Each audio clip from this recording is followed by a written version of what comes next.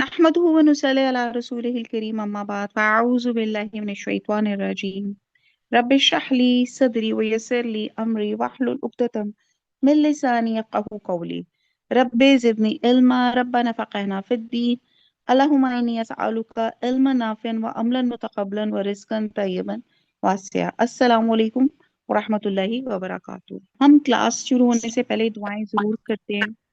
एक तो अल्लाह की मदद शामिल हो और हम सब जो है जो आयतें पढ़ें वो शरह सदर हो सके, उसके मीनिंग्स हम के ऊपर हमारे ऊपर खुल सके और ऐसे खुलें, ऐसे मायने समझ आए कि जो हमारे अमलों में जारी सारी हो जाए।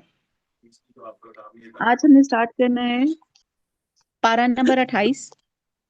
आऊज़ु बिल्लाहि मिनश शैतानिर रजीम बिस्मिल्लाहिर रहमानिर रहीम। सूरह मुजादला। क़द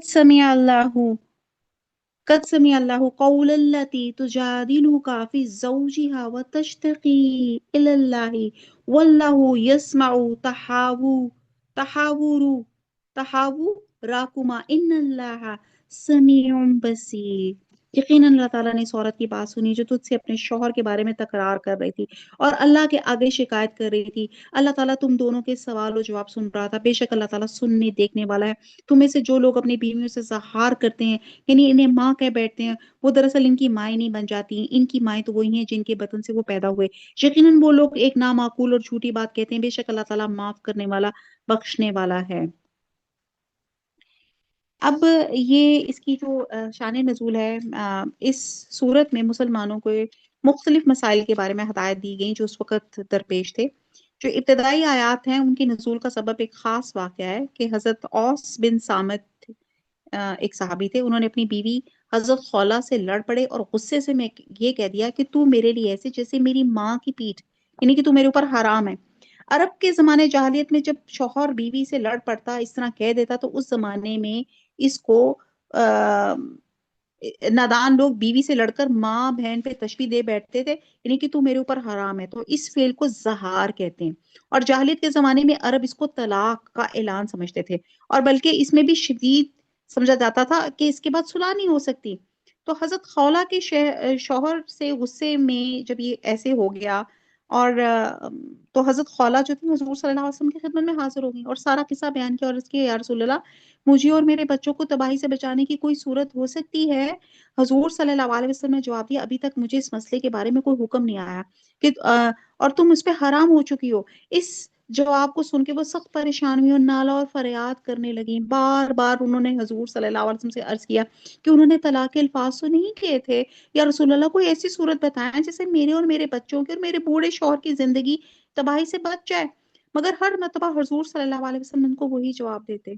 इससे पता चलता है कि अल्लाह और नबी की अथॉरिटी में फ़र्क आपको पता चलता है कि जब अल्लाह की अथॉरिटी होगी, जब अल्लाह ताला वही करेंगी तभी अल्लाह के नबी जो हैं उस मसले का, उस चीज़ का, उस सूरत हाल का जवाब दे सकते हैं।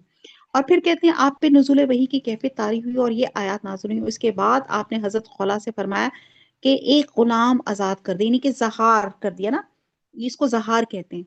तो हज़रत खौला से कहा कि एक गुलाम आज़ाद कर दो। तो उन्होंने इससे माज़ूरी ज़ाहिर की तो फरमाया कि अच्छा, अगर गुलाम आज़ाद करने की काबिलियत नहीं है तो 2 महीने के लगातार रोज़े रखने होंगे। तो उन्होंने अर्ज़ किया, औस का तो ये हाल है, यानी कि अपने हस्बैंड का बताने लगी, दिन में 2-3 दफ़ा खाना लें तो उनकी बिनाई जवाब देने लगती है। फिर आपने फरमाया, अच्छा चलो फिर 60 मस्कीनों को खाना खिला दो। तो उन्होंने कहा कि इतनी वुसअत नहीं रखती, आप ही कुछ मदद फरमा दें। तब हुज़ूर सल्लल्लाहु अलैहि वसल्लम ने इतनी मिक़दार में सामान खुराक अता फरमाया जो 60 आदमियों के 2 वक़्त के खाने के लिए काफ़ी था। तो इन 6 आयात में ज़हार के शरई अहकामात बयान किए गए हैं और मुसलमानों को सख्ती से वार्न किया गया है कि जाहिलियत के तौर तरीकों पे कायम रहना, अल्लाह की मुकर्रर की हुई हदों को तोड़ना ईमान की मुनाफी हरकत है, जिसके बायस तुम दुनिया में भी रुसवा हो गए और आखिरत में सख्त अज़ाब के दो चार हो गए। अब आप बात ये की जाती है कि ये एक आम औरत थी, जिसने फर्श में अल्लाह से फरियाद की, आम औरत थी और अर्श पे अल्लाह ताला ने इनकी फरियाद को कबूल किया। और कहते हैं कि एक मरतबा हज़रत उमर कुछ असहाब के साथ कहीं जा रहे थे, रास्ते में एक औरत इनको मिली, उसने उनको रोका, आप फौरन रुके और सर झुका के देर तक उसकी बातें सुनते रहे। जब तक उसने बात खत्म ना की, आप खड़े सुनते रहे। साथियों में से एक साहब ने अर्ज़ किया, अमीरुल मोमिनीन, आपने कुरैश के सरदारों को इस बुढ़िया के लिए इतनी देर तक रोके रखा? تو فرمایا جانتے ہو یہ کون ہے؟ یہ خولہ بنت سلمہ ہے، یہ وہ عورت ہے جس کی شکایت 7 آسمانوں پہ سنی کی، خدا کی قسم یہ رات تک مجھے کھڑا رکھتی تو میں کھڑا رہتا، بس نمازوں کے اوقات پہ ان سے معذرت کر لیتا۔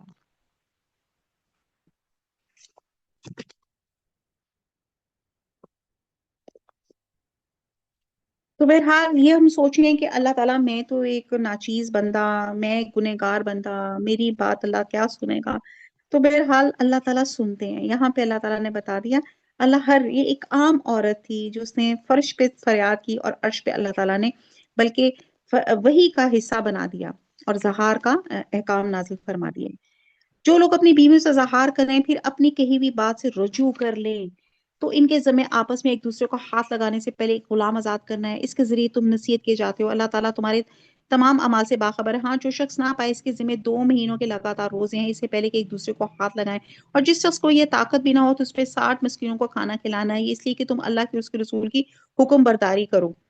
یہ اللہ تعالیٰ کی مقرر کردہ حدیں ہیں اور کفار ہی کے لیے دردناک عذاب ہے۔ بے شک جو لوگ اللہ اور اس کے رسول کی مخالفت کرتے ہیں وہ ذلیل کیے جائیں گے جیسے ان سے پہلے کے لوگ ذلیل کیے گئے۔ بے شک ہم واضح آیتیں اتار چکے ہیں اور کافروں کے لیے تو ذلت والا عذاب ہے جس دن اللہ تعالیٰ ان سب کو اٹھائے گا، پھر انہیں ان کے کیے ہوئے عمل سے آگاہ کرے گا جسے اللہ نے شمار رکھا ہے، جسے یہ بھول گئے تھے۔ اللہ تعالیٰ ہر چیز سے واقف ہے۔ کیا تو نے نہیں دیکھا کہ اللہ آسمانوں کی اور زمین کی ہر چیز سے واقف ہے؟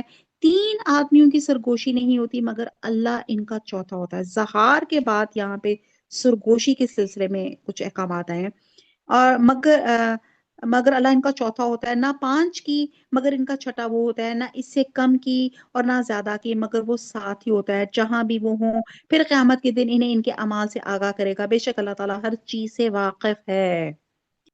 اب یہاں پہ بات کی جا رہی ہے، اس آیت میں یہ تعلیم دی گئی ہے کہ اصلاح کے لیے سرگوشی کرنا جائز ہے۔ کسی کو حق دلوانا ہو، کسی کی مالی مدد کرنا ہو، کسی کے درمیان میں صلح کرنا ہو، نیک کاموں کے لیے سرگوشی کی اجازت ہے۔ حضور صلی اللہ علیہ وسلم نے آداب مجلس کی جو تعلیم دی ہے وہ یہ ہے کہ جب 3 آدمی بیٹھے ہوں، 2 آدمی آپس میں خسر پسر نہ کریں کیونکہ یہ تیسرے آدمی کے لیے باعث رنج ہوگا۔ دوسری حدیث میں حضور صلی اللہ علیہ وسلم نے فرمایا کہ 2 آدمی خسر پسر نہ کریں مگر تیسرے سے اجازت لے کے کیونکہ یہ اس کے لیے باعث رنج ہوگا۔ تو آپ دیکھیں کہ ہاں آپ نے یہاں پہ آ، بہت ہم یہاں پہ فیملیز میں دیکھتے ہیں کہ جب بھی ہم نے کسی کو ڈی گریڈ کرنا ہوتا ہے نا تو ہم ایسی 2 خواتین مل کر بیٹھ جاتی ہیں اور آگے سے کسی کو نا پوائنٹ آؤٹ کر کے آپس میں سرگوشیاں کرنے لگ جاتی ہیں۔ تو یہاں پہ مسلمانوں کو ایک ایتھکس کی تعلیم دی گئی کہ نبی صلی اللہ علیہ وسلم نے اس طرح سرگوشیاں کرنے سے منع کیا یا اور اگر ان کی سرگوشیاں نیکی اور تقوی کی باتوں پہ نہیں بلکہ گناہ، زیادتی اور معصیت رسول پر مبنی ہوتی ہیں، مثلا کسی کی غیبت، الزام تراشی، بےہودہ گوئی، ایک دوسرے کو رسول کی نافرمانی پہ اکسانا، تو یہ ایسی چیزیں جو ہیں اللہ اور اس کے رسول کو ناپسند ہیں۔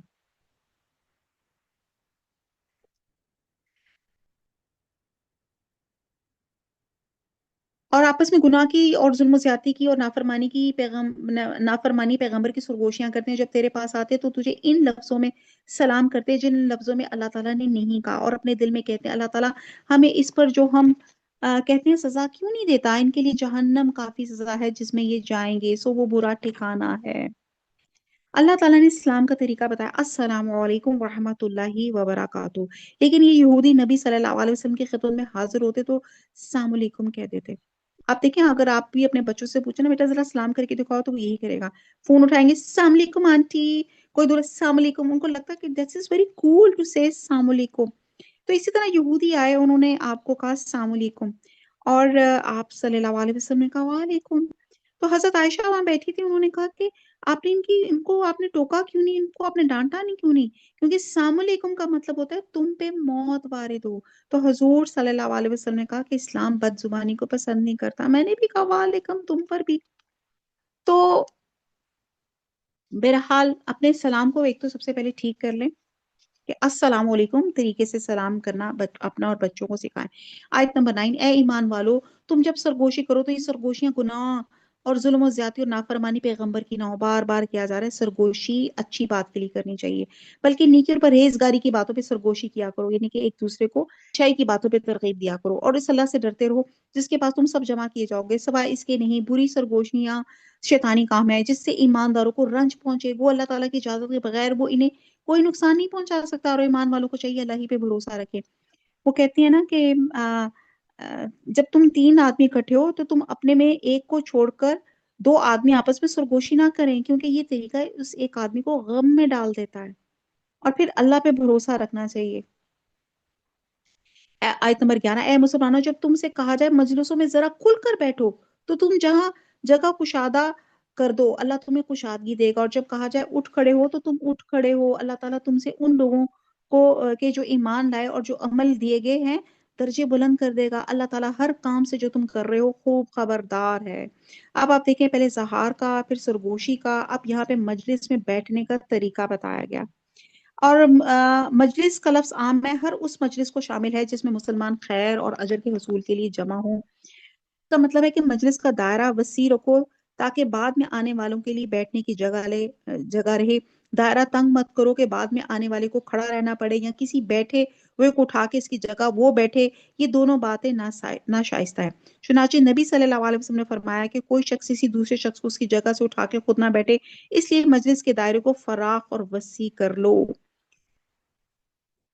اور اس کے سلے میں اللہ تعالیٰ تمہیں جنت میں وسعت دے گا، وہاں وہاں وسعت اور فراخی کے طالب ہوں گے، مثلا مکان میں، رزق میں، قبر میں، ہر جگہ تمہیں فراخی عطا فرمائے گا۔ سبحان اللہ۔ اب آپ دیکھتے ہیں کہ سم ٹائم ہم لوگ اتنی ٹانگیں پھیلا کے بیٹھ جاتے ہیں، کسی کو جگہ نہ ملے، یا اپنے کسی فرینڈ کے لیے جگہ آپ نے رکھنی ہوتی ہے تو کس طرح آپ چوڑے ہو کے بیٹھ جاتے ہیں، کونیاں کھول کے بیٹھ جاتے ہیں کہ نیچے یہ میری فلانی کی جگہ رکھی ہوئی ہے۔ تو یہاں پہ ہے کہ جگہ دو، سب کو اکوموڈیٹ کرو رسپیکٹ کے ساتھ۔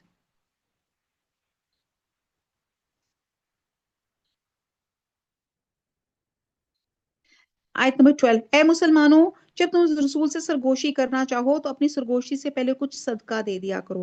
یہ ایک واحد قرآن کی آیت ہے جس میں حضرت علی بڑے شوق سے کہتے تھے کہ یہ واحد آیت ہے کہ جس پر صرف میں نے اس پہ عمل کیا۔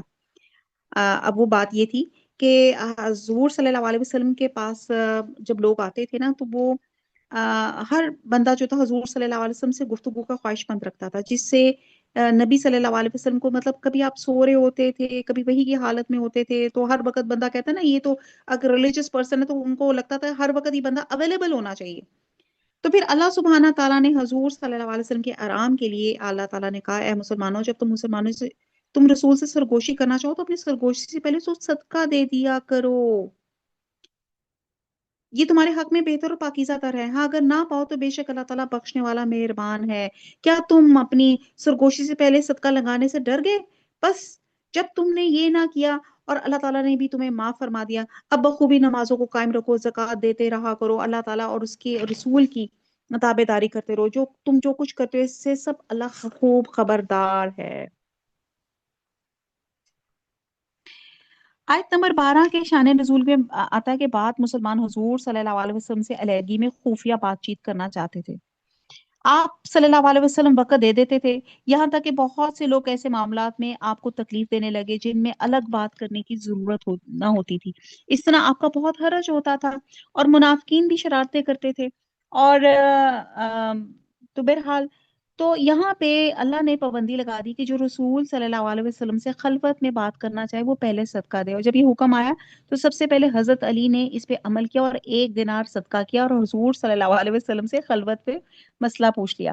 حضرت علی فرماتے ہیں کہ یہ قرآن کی ایک ایسی آیت ہے جس پر میرے سوا کسی نے عمل نہیں کیا، اور اس حکم کے آتے ہی میں نے صدقہ پیش کیا اور آپ صلی اللہ علیہ وسلم سے ایک مسئلہ پوچھ لیا، اور یہ حکم اوپر کی حکم یعنی کہ تھوڑی دیر بعد نازل ہوا، اور صدقہ یعنی کہ اس کے بعد یہ جو تھا منسوخ ہو گیا، یعنی کہ یہ حکم جو تھا 1 دن سے بھی کم مدت رہا اور پھر بعد میں یہ منسوخ ہو گیا، یعنی کہ اب یہ نہیں تھا کہ آپ حضور صلی اللہ علیہ وسلم سے جب بات کریں تو آپ کو صدقہ دینا پڑے گا۔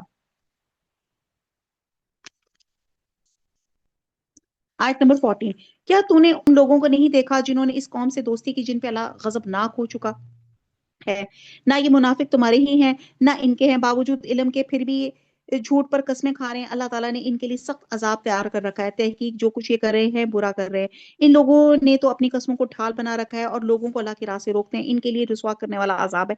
ان کے مال، ان کی اولاد اللہ کے ہاں کچھ کام نہ آئیں گے، یہ تو جہنمی ہے، ہمیشہ ہی اسی میں رہیں گے۔ جس دن اللہ تعالیٰ ان سب کو کھڑا کرے گا تو یہ جس طرح تمہارے سامنے قسمیں کھاتے ہیں، اللہ تعالیٰ کے سامنے بھی قسمیں کھانے لگے ہیں اور سمجھیں گے کہ وہ بھی کسی دلیل پر ہے۔ یقین مانو کہ بے شک وہی جھوٹے ہیں۔ ان پہ شیطان نے غلبہ حاصل کر لیا، انہیں اللہ کا ذکر بھلا دیا۔ یہ شیطانی لشکر ہے، کوئی شک نہیں، شیطانی لشکر ہی خسارے والا ہے۔ بے شک اللہ تعالیٰ کی اور اس کے رسول کی جو لوگ مخالفت کرتے ہیں وہی لوگ سب سے زیادہ ذلیلوں میں ہیں۔ اللہ تعالیٰ لکھ چکا ہے کہ بے شک میں اور میرا پیغمبر غالب رہیں گے۔ یقیناً اللہ تعالیٰ زور آور اور غالب ہے۔ اللہ تعالیٰ پر اور قیامت کے دن پر ایمان رکھنے والوں کو آپ اللہ اور اس کے رسول کی مخالفت کرنے والوں سے محبت رکھتا ہوا ہرگز نہ پائیں گے۔ گو وہ ان کے باپ یا ان کے بیٹے یا ان کے بھائی، ان کے کنبے قبیلے کے عزیز ہی کیوں نہ ہوں۔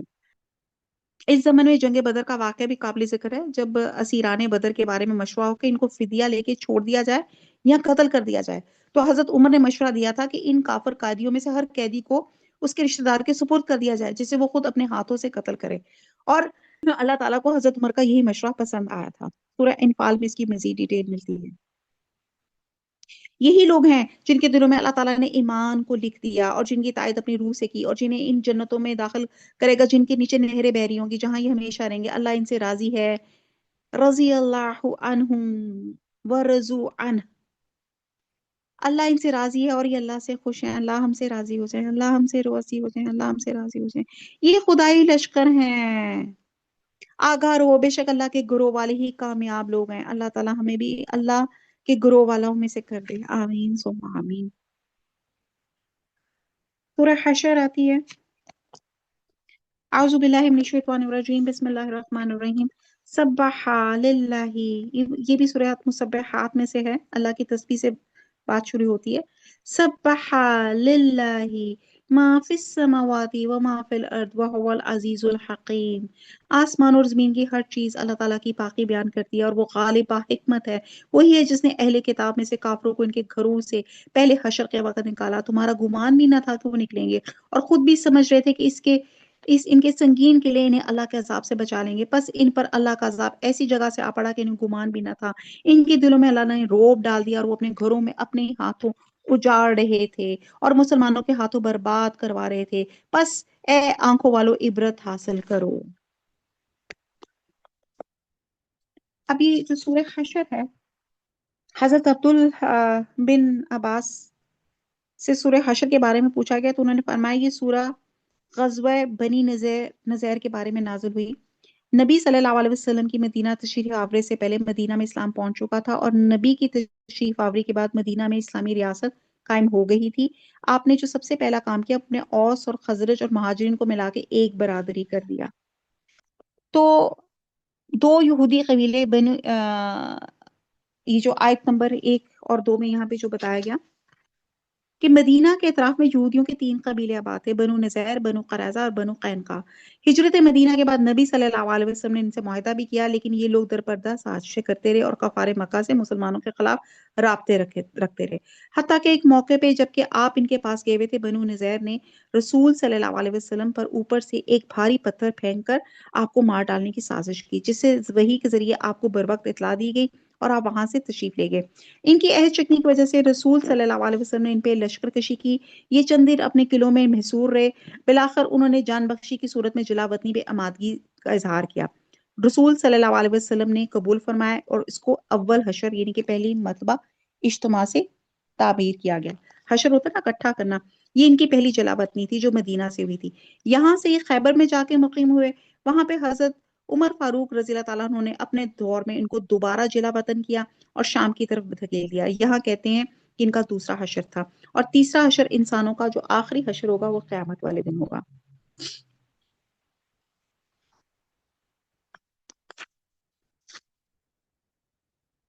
آیت نمبر 3، اگر اللہ تعالیٰ نے ان پر جلا وطنی کا مقدور نہ کر دیا ہوتا تو یقیناً ان دنیا ہی میں عذاب دیتا، اور آخرت میں تو ان کے لیے آگ کا عذاب ہے۔ یہ اس لیے کہ انہوں نے اللہ تعالیٰ کی اور اس کے رسول کی مخالفت کی، اور جو بھی اللہ کی مخالفت کرے گا اللہ تعالیٰ بھی سخت عذاب کرنے والا ہے۔ تم نے کھجوروں کے جو درخت کاٹ ڈالے یا جن کی جڑوں پہ باقی رہنے دیے، یہ سب اللہ تعالیٰ کے فرمان سے تھا، اس لیے بھی کہ فاسقوں کو اللہ تعالیٰ رسوا کرے گا، اور ان کا ان کا جو مال اللہ تعالیٰ نے اپنے رسول کے ہاتھ لگایا، جس پہ نہ تو تم نے اپنے گھوڑے دوڑائے اور نہ اونٹ، بلکہ اللہ تعالیٰ اپنے رسول کو جس پر چاہے غالب کر دیتا ہے، اللہ تعالیٰ ہر چیز پہ قادر ہے۔ اب ہوا یہ تھا کہ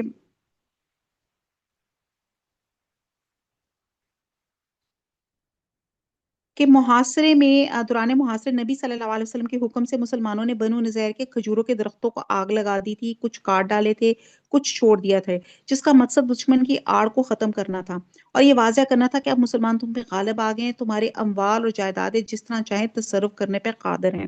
تو اللہ تعالیٰ نے مسلمانوں کی اس حکمت عملی کی تصویر فرمائی اور اسے یہود کی رسوائی کا ذریعہ بنایا۔ تو لوگوں نے جو کرٹکس ہیں انہوں نے کہا کہ یہ تو فساد فی الارض ہے۔ تو یہاں مسلمانوں کو تسلی کے لیے یہاں پہ آیت اتاری گئی کہ یہ سب کچھ اللہ کے حکم سے ہوا تاکہ نافرمانوں کو ذلیل کیا جائے۔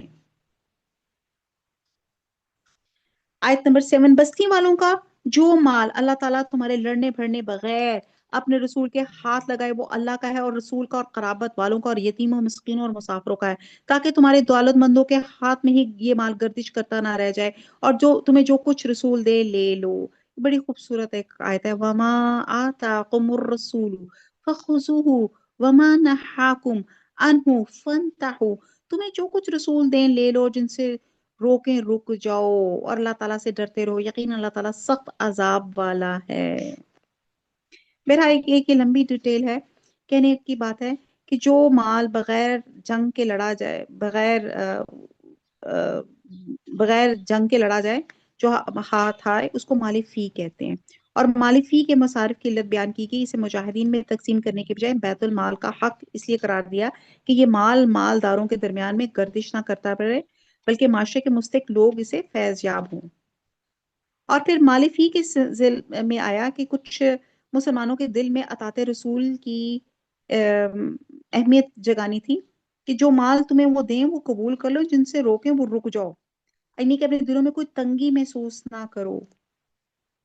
حضرت عبداللہ بن مسعود نے ایک مرتبہ فرمایا، اللہ تعالیٰ ان عورتوں پہ لعنت بھیجتا ہے جو گدوائے اور جو گود کرے، جو اپنی پیشانی کے بال نوچے اور جو خوبصورتی کے لیے اپنے سامنے کے دانتوں میں کشادگی کرے۔ ایک عورت کے بعد پہنچی تو حضرت ابن مسعود کے پاس آئی اور کہنے لگی، میں نے سنا کہ آپ نے فلاں فلاں عورت پہ لعنت بھیجی ہے۔ انہوں نے فرمایا، ہاں صحیح ہے، جن پر اللہ کے رسول نے لعنت بھیجی ہے اور جو اللہ کی کتاب میں بھی ہے، میں ان پہ لعنت کیوں نہ بھیجوں؟ اس عورت نے کہا، مجھے تو سارا قرآن میں یہ لعنت نظر نہیں آئی۔ تو آپ نے فرمایا، اگر تو سمجھ کے پڑھتی تو یقیناً یہ بات اس میں پا لیتی کہ تو نے یہ آیت نہیں پڑھی کہ یہ جو رسول تمہیں جو دیں وہ لے لو اور جن سے منع کرے اسے باز آ جاؤ۔ عورت نے کہا، ہاں یہ آیت تو ہے۔ آپ نے فرمایا، بس اللہ کے رسول صلی اللہ علیہ وسلم نے ان چیزوں سے منع فرمایا جو عورتیں کرتی ہیں۔ اور ابن مسعود نے رسول کے حکم کو عین اللہ کا حکم قرار دیا اور اسی آیت سے استدلال لیا۔ اللہ تعالیٰ سے ڈرتے رہو، یقین اللہ تعالیٰ سخت عذاب والا ہے۔ آیت نمبر 8، فی کمال ان مہاجر مسکینوں کے لیے جو اپنے گھروں سے اور اپنے مالوں سے نکال دیے گئے ہیں، وہ اللہ کے فضل اس کی رضامندی کے طلبگار ہیں، اللہ تعالیٰ کی اور اس کے رسول کی مدد کرتے ہیں، یہی راست باز لوگ ہیں۔ یہاں مہاجرین کی فضیلت بیان کی گئی، ان کی راست بازی کا یہاں پہ بیان کیا گیا۔ اور آیت نمبر 9، اور ان کے لیے جنہوں نے اس گھر میں یعنی کہ مدینہ اور ایمان میں ان سے پہلے جگہ بنا لی ہے اور اپنی طرف ہجرت کرنے والے کر کے آنے والوں سے محبت کرتے ہیں، اور مہاجرین کو جو کچھ دے دیا جاتا ہے اس سے اپنے دلوں میں کوئی تنگی نہیں رکھتے، بلکہ اپنے اوپر انہیں ترجیح دیتے ہیں، گو وہ خود کتنی ہی سخت حاجت میں ہوں۔ بات یہ ہے کہ جو بھی اپنے نفس کے بخل سے بچا لیا گیا وہی کامیاب اور بامراد ہے۔ پہلے اللہ تعالیٰ نے مہاجرین کی فضیلت بیان کی گئی، یہاں پہ انصار کی بیان کی گئی کہ، اور یہاں پہ ایک انصاری کا واقعہ ہے کہ ایک دفعہ حضور صلی اللہ علیہ وسلم کے پاس ایک مہمان آیا اور اس نے کہا، میں بھوکا ہوں، تو آپ نے اپنی پیغام اپنی زوجہ کے گھر بھجوایا کہ کچھ کھانے کو ہے؟ تو انہوں نے کہا، جی کچھ نہیں ہے۔ دوسری کی طرف آپ نے میسج بھجوایا، انہوں نے کہا، جی پانی کے علاوہ تو کچھ بھی نہیں ہے۔ تو ایک انصاری نے کہا کہ میں ان کو اپنے گھر لے جاتا ہوں اور ان کی مہمان نوازی کرتا ہوں۔ گھر جا کے بیوی سے پوچھا تو اس نے کہا کچھ ہے، تو اس نے کہا بچوں کے لیے کچھ ہے۔ تو انہوں نے پھر مشورہ کیا، ایسا کرتے ہیں ہم بچوں کو بھوکا سلا دیتے ہیں اور ہم خود بھی ایسے کچھ کھائے بغیر سو جائیں گے، البتہ مہمان کو کھلاتے وقت چراغ بجھا دینا تاکہ اس کے علم میں یہ بات نہ آئے، اسے یہ لگے ہم اس کے ساتھ کھانا کھا رہے ہیں۔ صبح وہ جب وہ صحابی رسول صلی اللہ علیہ وسلم کی خدمت میں حاضر ہوئے تو آپ نے ان سے فرمایا کہ اللہ تعالیٰ نے تم دونوں میاں بیوی کی شان میں یہ آیت نازل کی کہ اللہ تعالیٰ کو تمہارا مہمان نوازی پسند آئی۔ یہ جو ہے نا آیت نمبر 9 میں نے پڑھی آپ کے سامنے، بلکہ خود اپنے اوپر انہیں ترجیح دیتے ہیں خواہ وہ کتنی سخت حاجت ہو۔ بات یہ ہے کہ جو اپنی نفس کے بخل سے بچایا گیا وہ کامیاب اور بامراد ہے۔ شح شاہ سے بچو، کنجوسی سے بچو، بہت ڈیٹیل ہے، پھر آگے چلتے ہیں آیت نمبر 10۔ ان کے لیے جو ان کے بعد آئیں گے جو کہیں گے اے ہمارے پروردگار ہمیں بخش دے اور ہمارے ان بھائیوں کو بھی جو ہم سے پہلے ایمان لا چکے ہیں، ایمانداروں کی طرف سے ہمارے دل میں کینہ اور دشمنی نہ ڈال، اے ہمارے رب بے شک تو شفقت اور مہربانی کرنے والا ہے۔ کیا تو نے منافقوں کو نہ دیکھا کہ اپنے اہل کتاب کافر بھائیوں سے کہتے ہیں اگر تم جلا وطن کیے گئے تو تم ضرور بالضرور ہم بھی تمہارے ساتھ نکل کھڑے ہوں گے، تمہارے بارے میں ہم کبھی بھی کسی کی بات نہ مانیں گے، اگر تم سے جنگ کی جائے گی تو باخدا ہم تمہاری مدد کریں گے، لیکن اللہ تعالیٰ گواہی دیتا ہے کہ یہ قطعاً جھوٹے ہیں۔ اگر وہ جلا وطن کیے گئے تو یہ ان کے ساتھ نہ جائیں گے، اگر ان سے جنگ کی گئی تو یہ ان کی مدد بھی نہ کریں گے۔ اس آیت میں عرب کریم نے مسلمانوں کی ایک اہم اخلاقی ہدایت دی کہ ایک مسلمان کے دل میں کسی دوسرے مسلمان کے لیے بغض نہیں ہونا چاہیے، اور کسی مومن کے لیے نفرت نہیں ہونی چاہیے، دل صاف ہونا چاہیے۔ حضرت ان سے روایت ہے کہ ایک مرتبہ 3 دن مسلسل یہ ہوتا رہا کہ رسول صلی اللہ علیہ وسلم اپنی مجلس میں یہ فرماتے رہے اب تمہارے سامنے ایک ایسا شخص آئے گا جو اہل جنت میں سے ہے، اور ہر بار آنے والے شخص انصار میں سے ایک صاحب ہوتے۔ یہ دیکھ کے حضرت عبداللہ بن عمرو کو جستجو پیدا ہوئی آخر وہ کیا عمل کرتے ہیں جن کی وجہ سے حضور صلی اللہ علیہ وسلم نے بار بار ان کے لیے بشارت سنائی۔ چنانچہ وہ ایک بہانہ کر کے 3 روز مسلسل ان کے ہاں جا کے ٹھہر گئے تاکہ ان کی عبادت کا حال دیکھیں، مگر ان کی شب گزاری میں ان کو کوئی غیر معمولی چیز نظر نہ آئی۔ ناچار انہوں نے خود ہی ان سے پوچھ لیا بھائی آپ ایسا کیا عمل کرتے ہیں جس کی بنا پہ ہم نے آپ کے بارے میں حضور صلی اللہ علیہ وسلم سے یہ عظیم بشارت سنی ہے۔ انہوں نے کہا بھائی میری عبادت کا حال تو آپ دیکھ ہی چکے ہیں، البتہ ایک بات ہے جو شاید اس کی موجب بنی ہو، وہ یہ ہے کہ میں اپنے دل میں کسی مسلمان کے خلاف بغض نہیں رکھتا، نہ کسی ایسی بھلائی پہ جو اللہ تعالیٰ نے اس کو دی ہو اسے حسد کرتا ہوں۔ سبحان اللہ۔ اب آپ دیکھیں کہ ہماری تو زندگیاں حسد اور بغض ہی سے بھری ہوئی ہیں، کسی نے یہ کہہ دیا تو وہ دل میں رکھ لیا، کسی نے یہ کر دیا تو وہ کر دیا۔ تو آپ سوچیں کہ اپنے دلوں کو ان تمام کینہ قدورتوں سے اور حسد سے پاک کریں گے تو اللہ تعالیٰ انشاءاللہ تعالیٰ ہمارا بھی مقام وہی کہیں گے جو جیسے اس انصاری کو نبی صلی اللہ علیہ وسلم نے بشارت دی تھی۔ اور اگر بالفرض مدد بھی پر آ بھی گئے تو پیٹھ موڑ کے بھاگ کھڑے ہوں گے کہ پھر مدینہ نہ کیے جائیں گے۔ مسلمانوں یقین مانو تمہاری ہیبت ان کے دلوں میں بنسبت اللہ کی ہیبت کے بہت زیادہ ہے، یہ اس لیے کہ یہ بے سمجھ لوگ ہیں، یہ سب مل کر بھی تم سے لڑ نہیں سکتے۔ ہاں یہ اور بات ہے قلعہ بند مقامات میں ہو یا دیواروں کی آڑ میں ہو، ان کی لڑائی تو ان کے آپس میں بہت سخت ہیں، گو آپ انہیں متحد سمجھ رہے ہیں لیکن ان کا دل دراصل ایک دوسرے سے جدا ہے، اس لیے کہ یہ بے عقل لوگ ہیں۔ ان لوگوں کی طرح جو ان سے پہلے ہی گزرے ہیں، انہوں نے اپنے کام کا وبال چکھ لیا اور ان کے لیے المناک عذاب تیار ہے۔ شیطان کی طرح کہ اس نے انسان سے کہا کہ کفر کر، جب وہ کفر کر چکا تو کہنے لگا میں تو تجھ سے بری ہوں، میں تو اللہ رب العالمین سے ڈرتا ہوں۔ اب یہ جو لوگ شیطان کو فالو کرتے ہیں نا، شیطان کہے گا میں تمہیں کب کہا تھا کہ یہ کام کرو۔ آیت نمبر 17۔ بس دونوں کا انجام یہ ہوا کہ آتش دوزخ میں ہمیشہ کے لیے گئے اور ظالموں کی یہی سزا ہے۔ اے ایمان والو اللہ سے ڈرتے رہو، ہر شخص دیکھ بھال لے کہ کل قیامت کے واسطے اس نے اعمال کا کیا ذخیرہ بھیجا ہے۔ ہر وقت اللہ سے ڈرتے رہو، اللہ تمہارے سب اعمال سے باخبر ہے۔ آپ سوچیں کہ کیا کل سے مراد قیامت ہے، کیا ذخیرہ کیا ہے، کیا نیکی اعمال، کون سی نیکیوں کے ہم نے تھیلے بھرے ہوئے ہیں، سوٹ کیسز بھرے ہوئے ہیں۔ آیت نمبر 19۔ اور تم ان لوگوں کی طرح مت ہو جانا جنہوں نے اللہ کے حکام کو بھلا دیا تو اللہ نے بھی انہیں اپنی جانوں سے غافل کر دیا، اور ایسے ہی لوگ نافرمان فاسق ہوتے ہیں۔ اہل نار اور اہل جنت باہم برابر نہیں، جو اہل جنت ہیں وہی کامیاب ہیں اور اہل نار ہیں وہ ناکام ہیں۔ اگر ہم اس قرآن کو کسی پہاڑ پہ اتارتے تو دیکھتا کہ خوف الہی سے وہ پس ہو کے ٹکڑے ٹکڑے ہو جاتا۔ اب بتایا جا رہا ہے کہ یہ انسان کو سمجھایا اور ڈرایا جا رہا ہے کہ کتنا بڑا پہاڑ ہے، وہ ٹکڑے ٹکڑے ہو جاتا، لیکن ہم ہیں کہ سمجھ ہی نہیں پا رہے، ہمیں سمجھ ہی نہیں آ رہی۔ ہم ان مثالوں کو لوگوں کے سامنے بیان کرتے ہیں تاکہ وہ غور و فکر کریں۔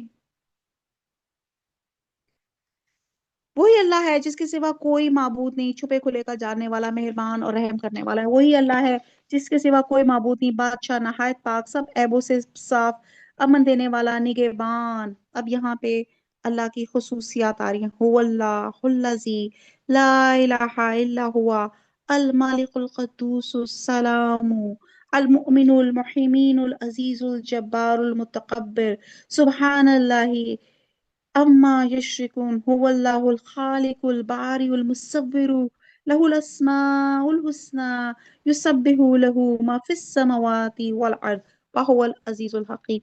اللہ کے خوبصورت نام، وہی اللہ ہے جس کے سوا کوئی معبود نہیں، بادشاہ نیک، نہایت پاک، سب عیبوں سے صاف، امن دینے والا، نگہبان، غالب، زوراور اور بڑائی والا۔